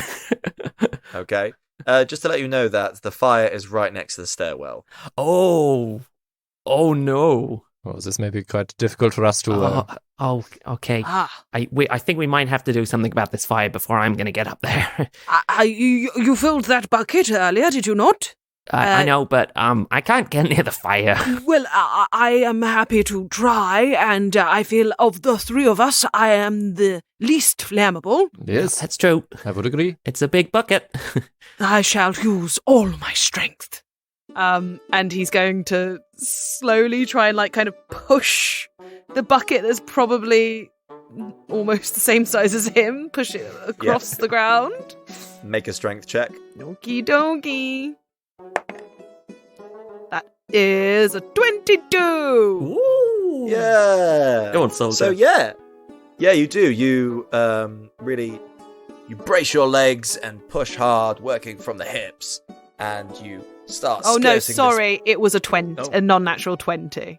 Well, that's still fine. That's enough to match the DC of a bucket full of water. Lovely. So you push it, and very, uniformly straight line with great ease, enough to turn back and smile at your companions. Do not fear. You reach up to the fire, and you can feel the heat coming against your metal face. But with that, you push the bucket forward, and a big plume of smoke engulfs that side of the room, going up the chimney, but also enveloping out of the chimney over the rest of the large room as well. And the fire has been masterfully doused. Very good. Major Tim turns back around to the other two, and where he was straining to push the bucket, and his eyebrows were kind of narrowed as he'd got closer. The heat had just kind of melted them into position, so he now turns around and has this much more furrowed brow than he had before, but he looks extra fierce. Yeah, absolutely. Oh, expertly done. Truly a remarkable warrior that you are. I feel it. Fearsome. Shall we ascend? Oh, yeah. Yes, indeed, it may take me a short time to make my way up the stairs, but let us proceed. You do so, and you turn up the stairs, and you come straight out onto a long corridor that stretches out to your right. That corridor has a series of doors, 2 doors on the right-hand side, and on the left-hand side is an opening to another corridor. But there are 2 things that's quite distinct about this corridor. One, which is at the end of this corridor, so on your right, is a large painting of a reindeer in a snow-blanketed glade.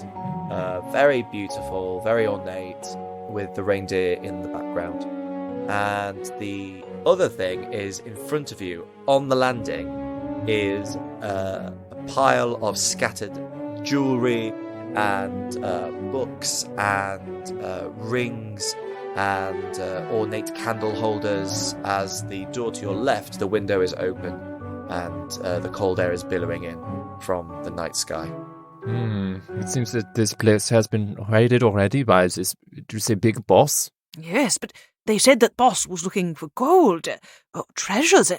But it appears that some of the greatest treasures of all, books, are left here on the ground. Oh, perhaps something had happened to him whilst he was collecting of these things? Maybe he was attacked by a tin soldier in a tree and another snowman. Oh, you think there is a similar formidable party roaming his house? Yeah, you never know. Well, perhaps we can make friends and truly take him on. Fun one. But there is also a open door window. Perhaps somebody has made their escape through the window. Yeah, that's true. It's just open. It's not like smashed or anything, Chris. It's like someone's opened it. No, it looks like it's been opened. Yeah. Would like to have a quick look through the window to see if there is any evidence of somebody having escaped or climbed in through this way. Footprints in the snow. Indeed. You don't need to make a roll for that. You immediately see that there is an indent in the snow there where you can see that somebody has clearly jumped out of the window, and you can see footprints making their way to the back of the estate from that indent. You can probably espy that whoever heard all the ruckus downstairs and heard all the screams and yells thought better of it and decided to flee rather than fight. Well, I suppose in some ways this is perhaps a good thing that he has gone, but ultimately we do not know if he has stolen many things. He seems to have left a large portion of jewels and books, as you say, but at least he is not here. We do not need to face him. Yes. I think that our most important job now is to secure the child and find where they are so we can complete our mission and deliver the gift. Indeed. And perhaps after that, tidy up a little bit so his house looks much more festive. How very kind. You do look out into the sky, and one thing you do also notice is that it seems to be getting lighter. The night is almost over. Quick, search the rooms. Yeah. You said there's open corridor to the right? So you turn right, and there's a open corridor to the left. So apart from the painting, is there anything to see in that sort of bit? No, not really. I'll just go and have a quick look at the painting. Is there anything noticeable about the painting? Is there a label on it? You notice an inscription underneath which says, "If music be the food of love, play on." Anything down there, Fingal? Just the painting and something about music and love and food. I do love music and food. You might love this painting. Just in case anything happens, Fingal will pull out his bird pipes and just play them for a second. You play, and nothing appears to happen. Yeah, nothing here. Okay. What about in your end? Major Tin, is there another doorway down here? Is that right? Yes, Major Tim has run to the nearest doorway and has jumped up and tried to open up. Okay, you go into that room, and it is a lavish bathroom, and it is once again filled with the sounds of rushing water as the taps are. The plugs have been filled, and water is gushing out onto the floor. Once again, there are taps flowing. I fear I will turn off these particular taps. Yes. Okay. I don't know what these bandits were doing, but they seem to have made themselves very wet. I wonder, like you were saying, how you make snowmen, like yourself, Fingal, whether this is something to do with the bigger enemy at hand. Jack Frost. Oh. You think perhaps he is trying to enter the house through the water? Through the taps? I do not know. I wouldn't know if that's possible. Well, he sneaks through like a spider up a sink. It is just very unnerving, all this water. I do not wish to rust. No, and I don't want to melt. What do you mean, like a spider up a sink? Can we just circle back to that turn of phrase? What do you mean by like the old folk song? Yeah. Like a spider, incy wincy spider goes up the sink. Down comes the bandit's water. And nobody can drink. Yeah, absolutely. Yeah. Not familiar with that one myself, but... I recall that's how my creator sang it to the small being. You know what they say, you learn a new song every day. Yeah. Major Tin has turned off the taps and is then going in to check out the next room. I'm following close behind Major Tin. I say, Charles! Isn't he meant to be asleep? Charles! You open the second door on the right, and inside is a sort of dormitory room filled with 3 beds, which are currently occupied and are filled with sleeping adults. So they are all sleeping, snoring in a deep slumber. Charles is bigger than I thought. You can see maid outfits and other work-appropriate clothing hung up on the sides. Yes, I can tell from the clothing that is hung up and decorating this small boat that these are indeed... I should be whispering. That these are indeed the serving peoples of the home, from the home that I lived in for a small time. These people are, I think, not treated that well. I don't know about these particular people, but from the home I was in, they were not treated nicely. Once we have completed our mission, perhaps we can bring joy to these people as well. Yes, indeed. Should we perhaps leave a small gift? I do not mind leaving some of my baubles to them. What a good idea. Are the gifts already out for any of these people yet, Chris? They have a bunch of gifts, but these are unlike Father Winter's gifts. Plainly wrapped in brown paper with string tied up. It seems to be some element of, they've given gifts for each other. Father Winter is known to be gifting children of the greatest need, is his sort of remit. So these don't look like these would have come from Father Winter. These look like these have come from... Just what they've given to each other. Just what they've given to each other.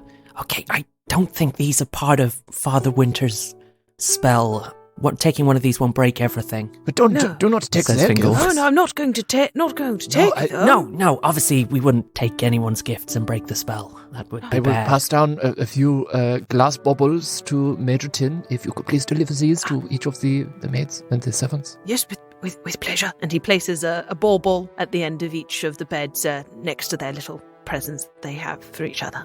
Wipe the blood off first. There you go. Oh, yes, I should probably have cleaned them. No, it adds a bit of festive flair, I think. Yes, of course. Yes. Nice little bit of crimson. I mean, it's a very nice color, of course. Very yes. Very fetching. If my oil looks that good, I'd leave it on things. I back slowly out of the room. Just three beings that don't really get what it is to kill you. Supposed to be. Yeah. We all leak. Yes, I mean, they are covered in my sap currently, so... Wonderful. Okay, well, I think this really only leaves the corridor with a reindeer painting at the end of it. And the other corridor, straight ahead. So you go down that corridor, and there is a door on your right, and there are 2 doors on your left. One each? There we go. Okay, we're all at the same time? Yes, all at once. Okay. The sun is close to rising. Exactly, we are. Time is true. of the essence. Time melts us all, as they say. 1. I'll pick the one on the right for no apparent reason.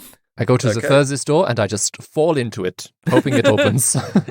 Okay, so what I'm going to do first is I'm going to go to Major Tin. Yes. And Major Tin, just so I'm clear, how do you open the door? I brace myself, I squat down and jump up as efficiently as I can, holding on to the door handle and using what strength I have to try and open the door handle. Okay, you open the door handle and manage to just get it and then push it through. And it opens just a little bit, enough for you to get your slender self through. And it is a jungle of assortments of papers and trinkets and tools. This is a very, very messy child's bedroom.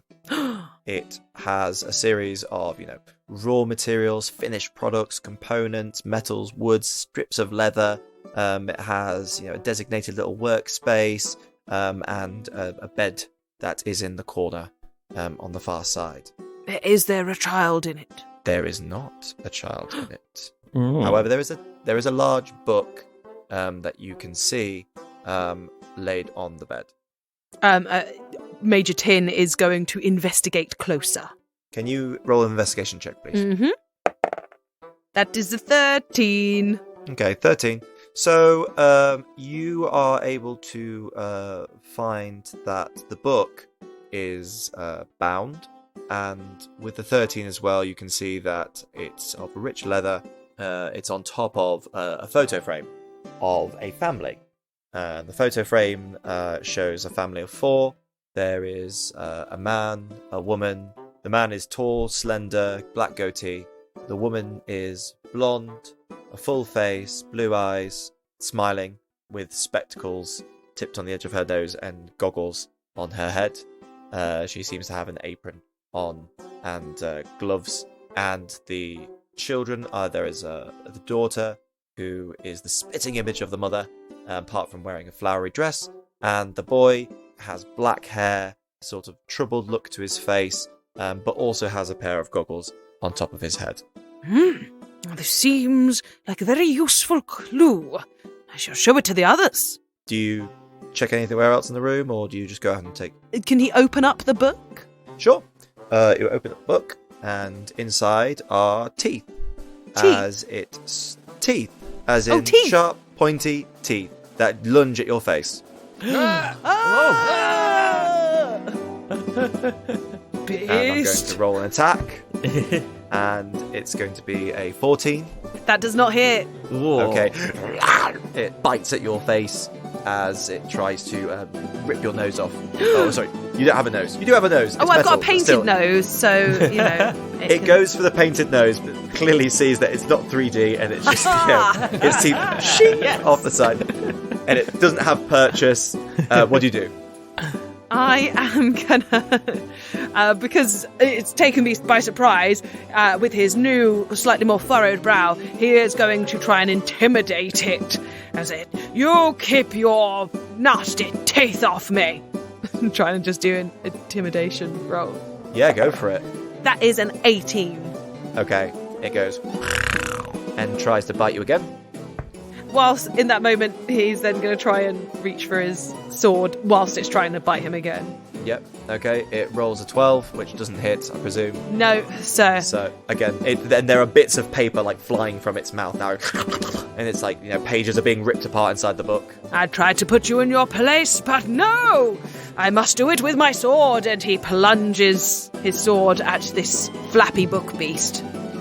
Okay, your sword, go for an attack roll. That is 23. Yep, you hit. It plunges deep into the pages. With a damage of 6. And with that, it splutters as ink vomits out of its mouth and covers parts of the pages, and then it just lands on the duvet. Ah, foolish creature. Having now had this kind of moment with the book, does the room look like perhaps the child was attacked by this book? Is that why this room is so messy, or...? No, with the high investigation roll you did earlier on, you can determine that it's an organised mess. There's a harmony to it that, someone of a creative mindset would have to it, but it very much feels like the book was just placed there deliberately. As a trap? You could catch a few words from the book, and the start of the pages often begin with dear. Now that it's dead, is there bits that I can try and read it? Yeah, you can see that it is a diary.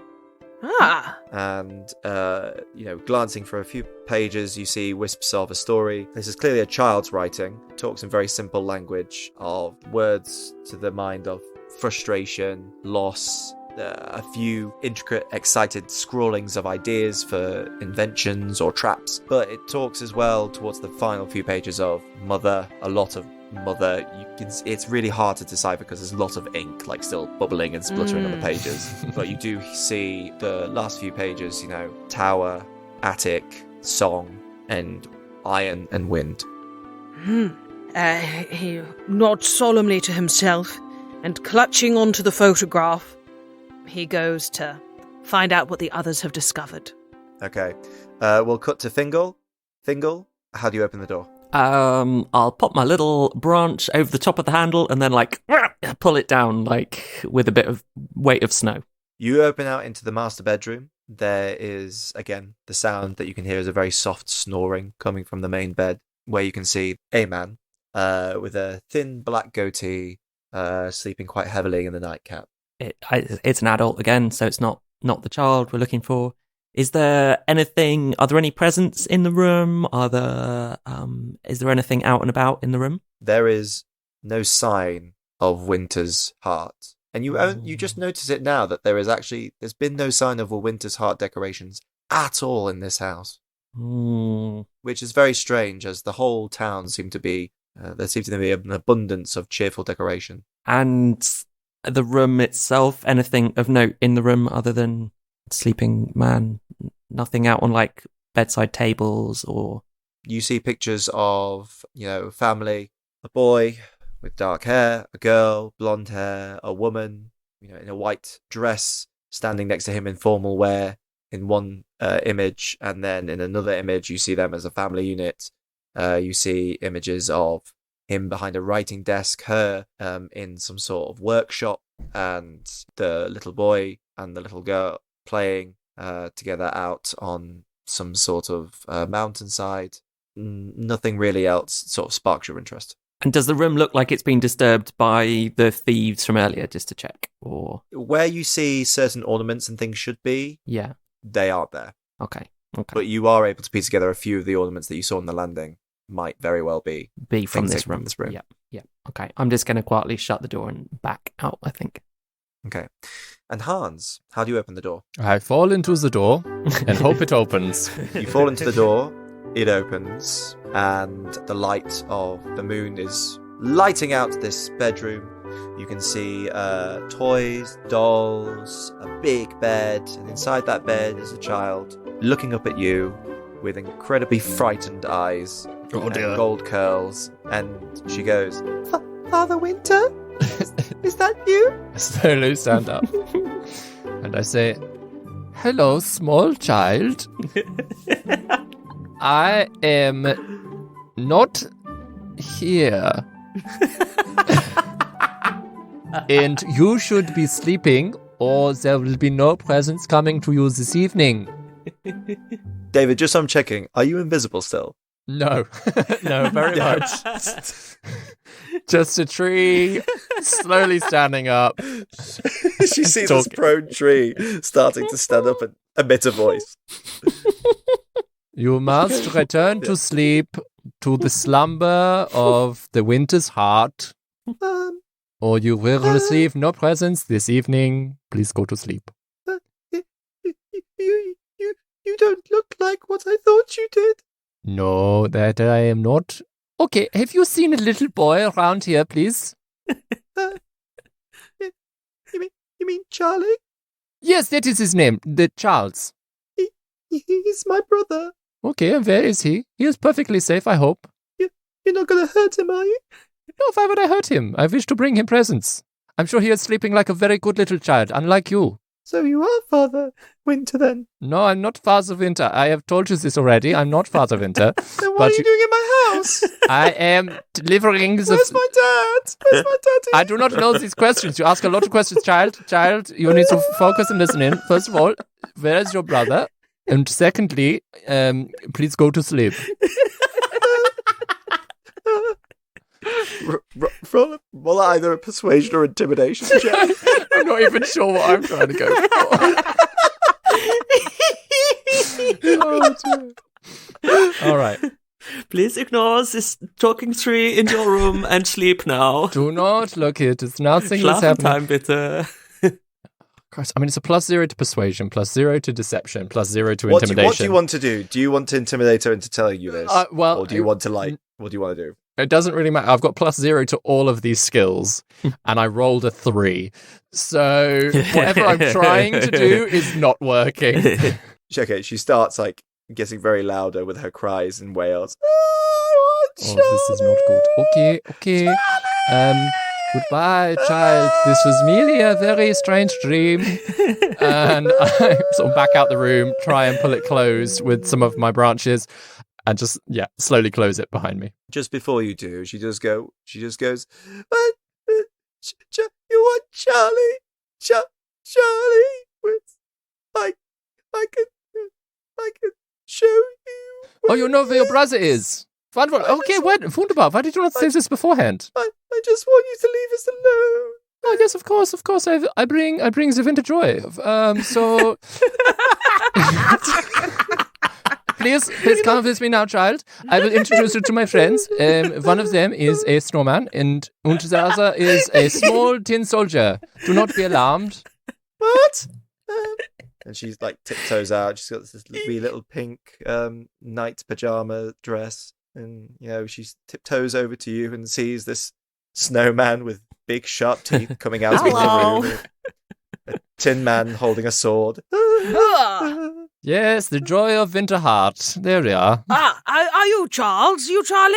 No, I'm Grace. You're Grace? Grace? Yes.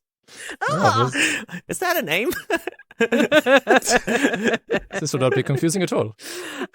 Well, yes, Grace, that is an excellent name indeed. What I need to find your brother Charlie. We all do. Oh, yeah. Please may you take us. That's his room. And points to the room you've just come in. He is not in there, though I did find a diary that mentioned something about mother, tower, attic, song, iron, wind. Does that sound familiar, young Grace? He might be upstairs in the attic. Upstairs? We have not found any more stairs in this house, child. No. Do you know where the upstairs are? If I tell you, can I stay in my room? Yes, of course. You may stay wherever you please. This is, of course, your house. Yeah. Hans, would you mind if I took one of your candy canes and gave it to this small being? Oh, yes. Would you like a candy cane, or would you like a small chocolate wrapped in tin foil? What's that red thing on the candy cane? It is sugar. It wipes right off. Oh, yes. It is festive sauce. She takes the candy cane. What are we doing? What are we doing?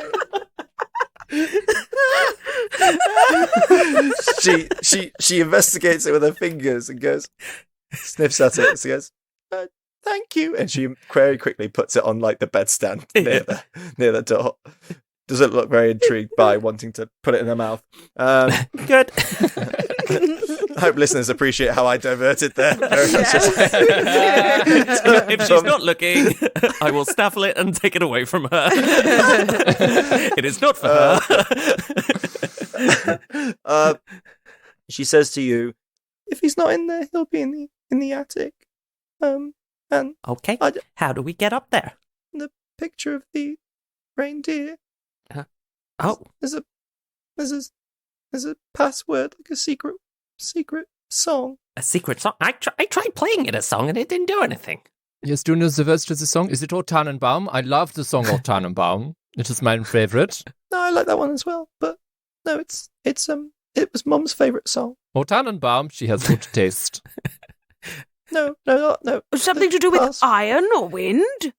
Frosty the Snowman. I don't know, but I just remember it being about snow and being about being a bit bleak. And Charles could always sing the song, but Charlie is a bleak winter boy.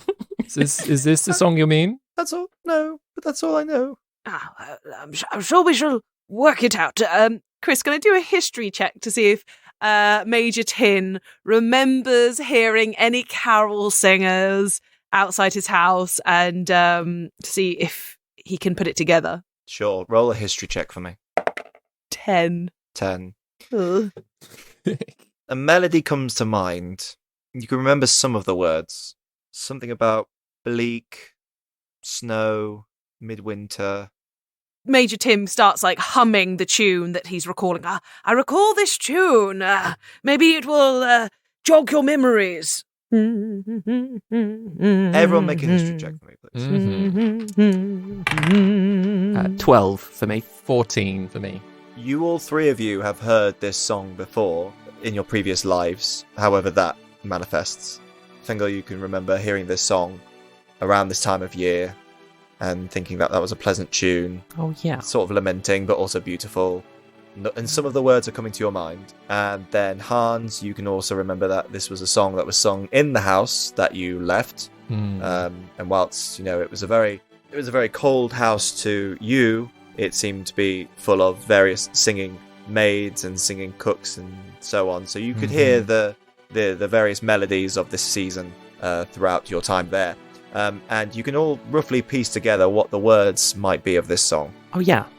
Jack used to sing... Oh, Jack? what? Yeah. And my friend. Yes, your friend? Jack Sam- Frost? What? No. Who? No. I had a friend. Yes, and what was his friend's name? Please be honest with us now. Yeah. Jack and Jill. Jack und Jill. Yeah, that's his name. Jack und Jill? Yeah, that's his name. He used to sing it. I have not heard his name before. Oh, no. Und You wouldn't. Jill? Why would you have heard of him? I mean, that is a good point. I have not heard of many people. No. Do you? I vaguely remember this song. I do not remember yeah, the me first too. line. I But I do remember not the first frosty line. wind made moan. That is in my head. In the bleak midwinter. Oh, that was it. Yes. A little sing. Snow, Bleak snow midwinter. had fallen. Snow into snowman. No. Snow on snow. Snow on snow. Snow on snow. Yes, of on course. Snow. I think we have enough to try this in front of the portrait, though I am still rather suspicious of you, Fingal, in this moment. The sun is soon to rise. Yikes. Okay, we better get a move on. Excuse me, sorry, can I get back into my room now? Yes, sorry, Grace, we yes. thought you'd already gone. Sorry, child. Small child, you go back to sleep. There.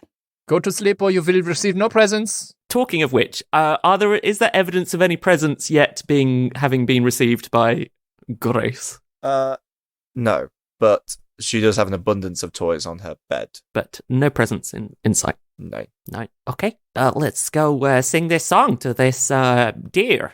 Mm-hmm. So you say it starts in the bleak midwinter. Yes. I will accompany on my bird pipes. Yes.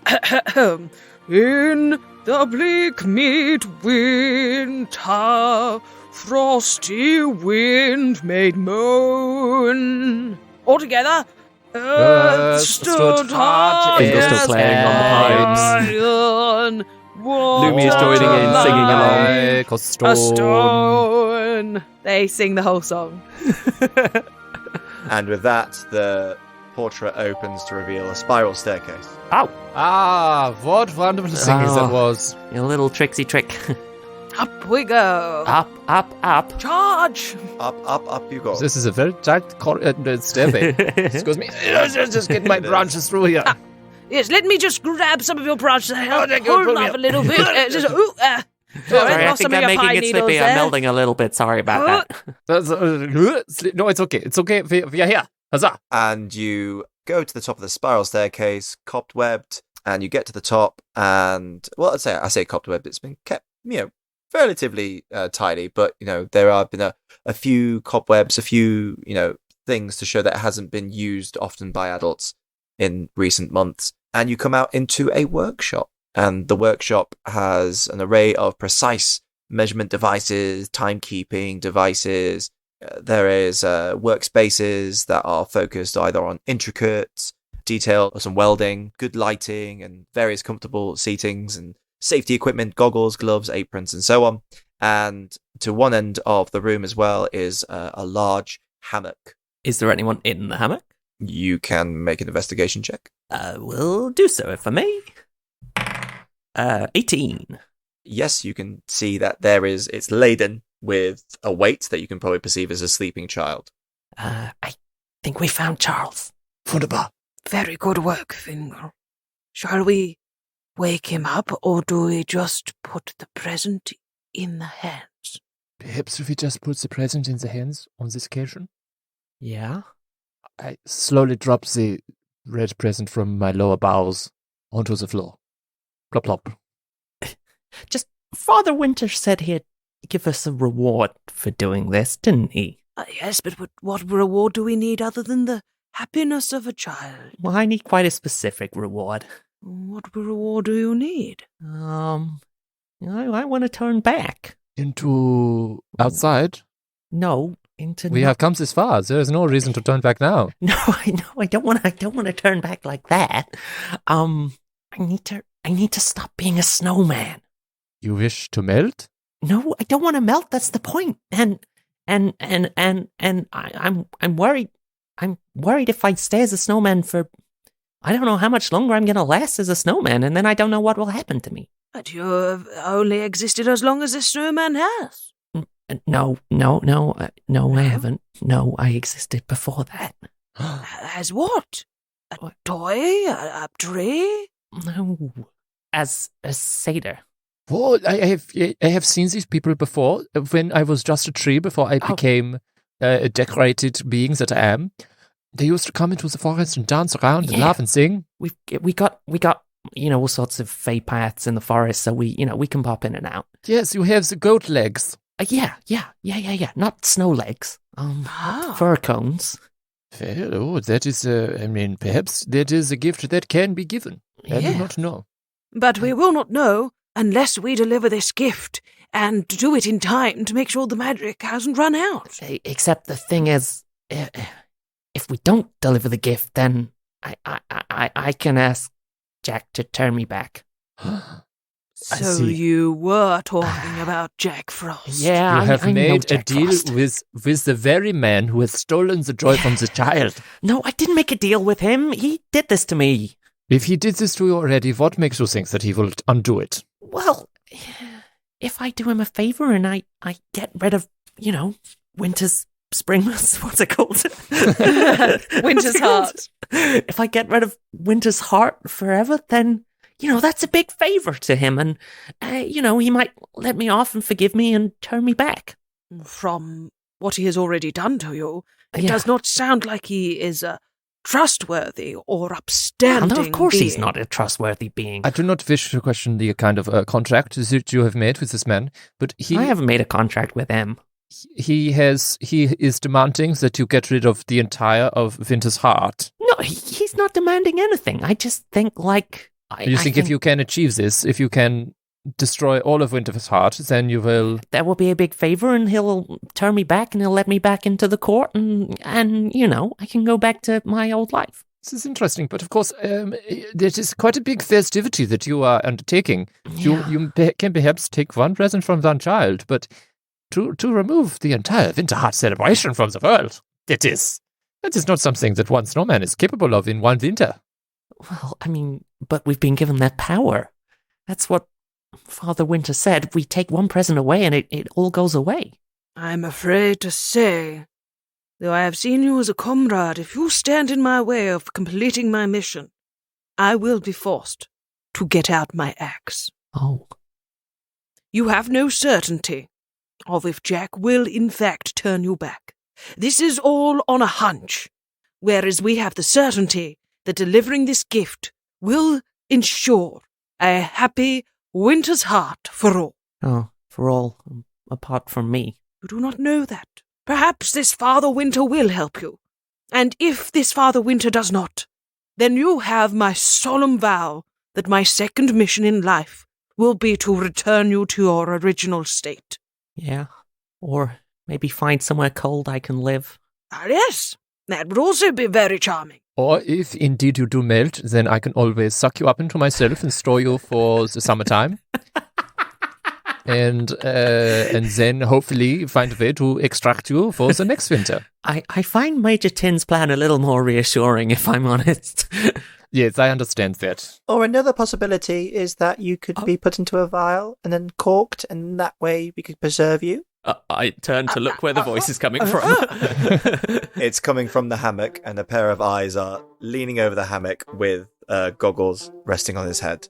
Of course, that's only a temporary solution to this problem, but it's all hypothetical, really. We are not here, child. You must go to sleep. No, this To is receive your all a dream. Don't worry. You young Charlie boy. I am automaton. Oh, you're talking to him. Yeah. Who are you? Yes, I am a tin soldier. A pleasure to meet you. And we have a gift to deliver to you. So please. And Major Tin gives a furrowed brow look at Fingal. Yeah, we have a gift for you. Yes, the snowman will deliver it across the room to you now. Won't you, snowman? And Fingal will go over and pick up the box in his little stick hands, almost drop it, catch, and then slowly step over to Charles Dickens. And Charles will say, we don't really give out Winter's Heart presents since Mum passed away.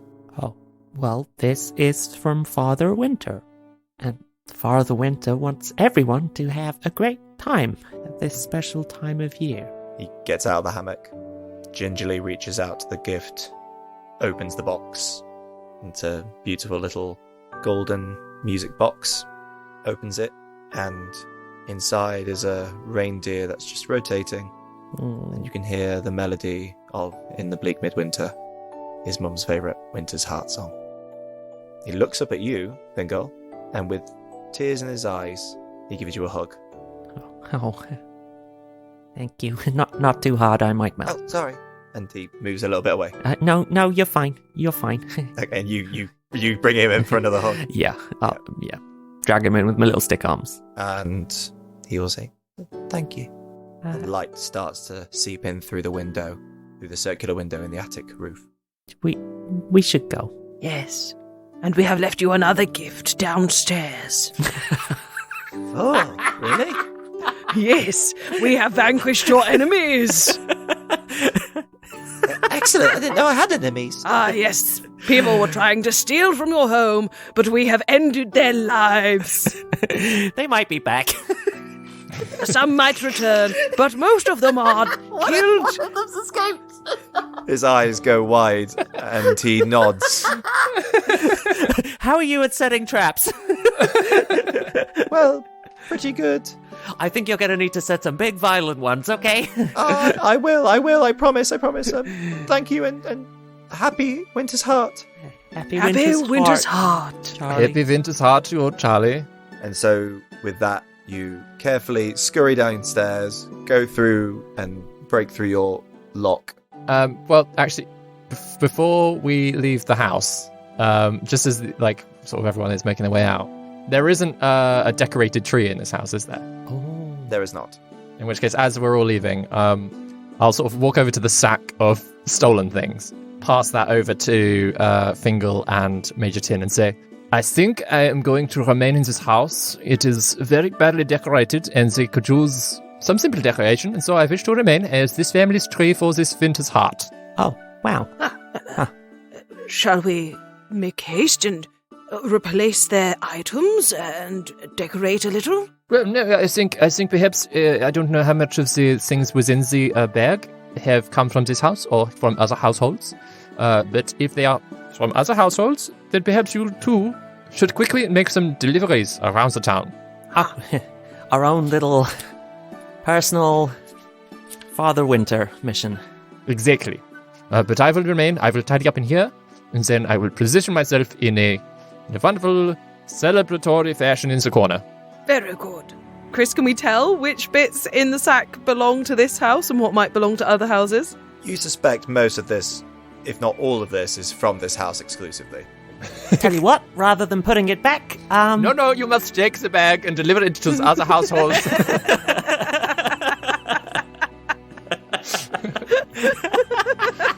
I think it is very clear that everything from the bag is not from this house. You must take them.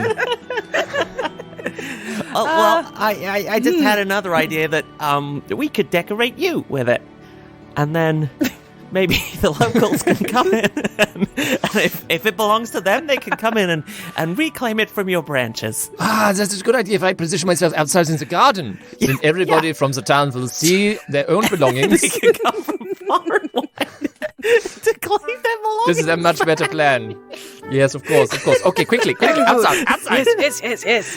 I should also turn these taps off. I think we'll turn off the taps before we leave downstairs. Okay. Splashing through the probably now quite flooded kitchen.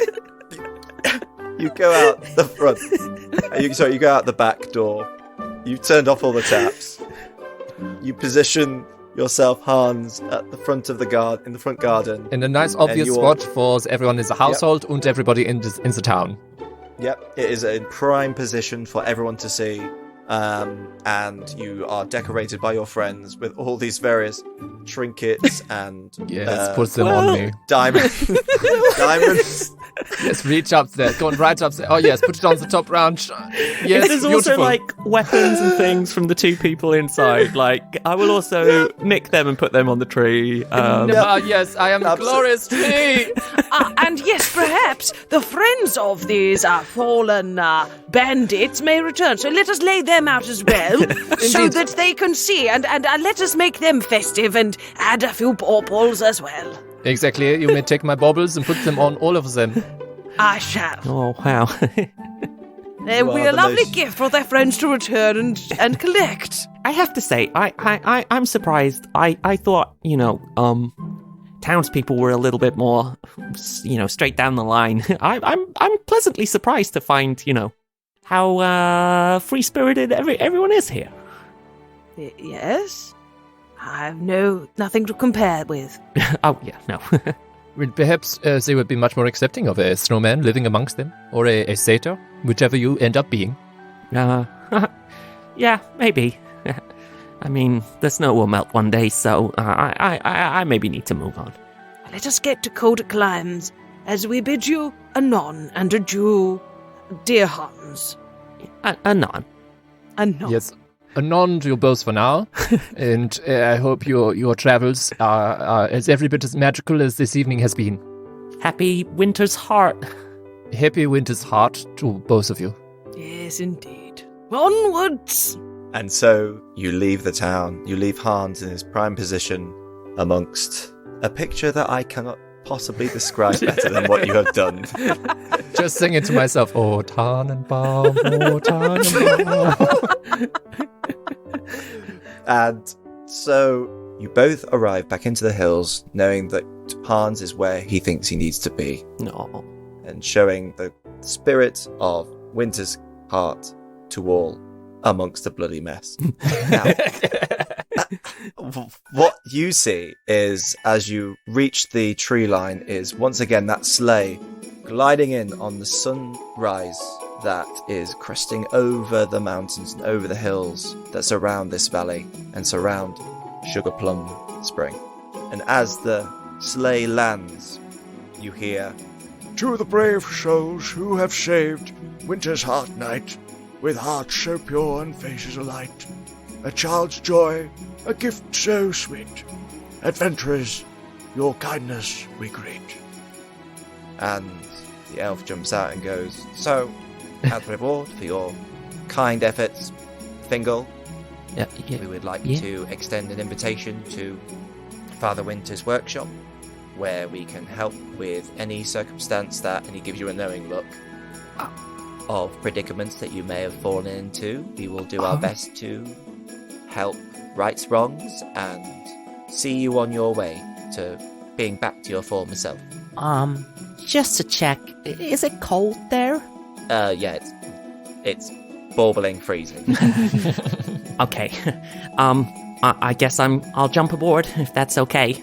And Major Tin, we could do with a security improvement just in case the shenanigans of Jack Frost ever come up again. So would you be willing to be enlisted as our head of security at Father Winter's workshop? Well, yes, I feel like I should come with you to ensure that my second mission to return Fingal to their previous state is completed, and I shall act as your security for a time before I will feel ready to return to my creator and be given as the gift a true soldier that I now am. And with that, you see Father Winter brandish his hand, glance it over to the image of Sugar Plum Springs. And Hans, inside of yourself, you have the feeling that in the next year, 10 years, 100 years, you have a quiet confidence that you will grow to be a mighty tree of legend, of merriment, and will spread the image of a happy winter's heart. It's that excellent fertilizer of those two bodies. And on that note, that's where we will end the episode. Oh, That was so happy fun. winter's Thank heart, everyone. Happy Winter's Happy Winter's Heart. Thank Heart. you for DMing, Chris. That was Thank you, amazing. Chris. Thanks, that was fun. Yeah. So random. So unhinged. That went so many different places. Oh gosh. Yeah. Oh, delightfully dark. Yeah. Well, when you just have a load of objects that have been brought to life. So just to sum up the picture, they've been robbed. All their taps have been on. All their things have been decorated on a tree that's now sprung up outside. There's the bodies same on the tree that has floor. terrified the little girl who lives Yes, there. the girl is Yes. terrified. She's terrified. So every year she will think that tree has something to do with Father Winter. She also got no presents. Oh no! She had enough. Yeah. She can have that axe I picked up earlier. All right, well, I guess there's nothing else for us to say, but And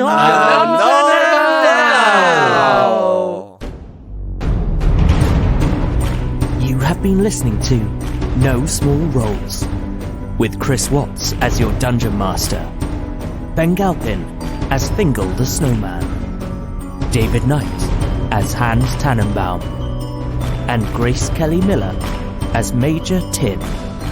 Music by David Knight. Edited by Ben Galpin and Grace Kelly Miller. Subscribe to No Small Roles for new episodes, and rate or review us wherever you get your podcasts. A happy winter's heart to all. Anon for now.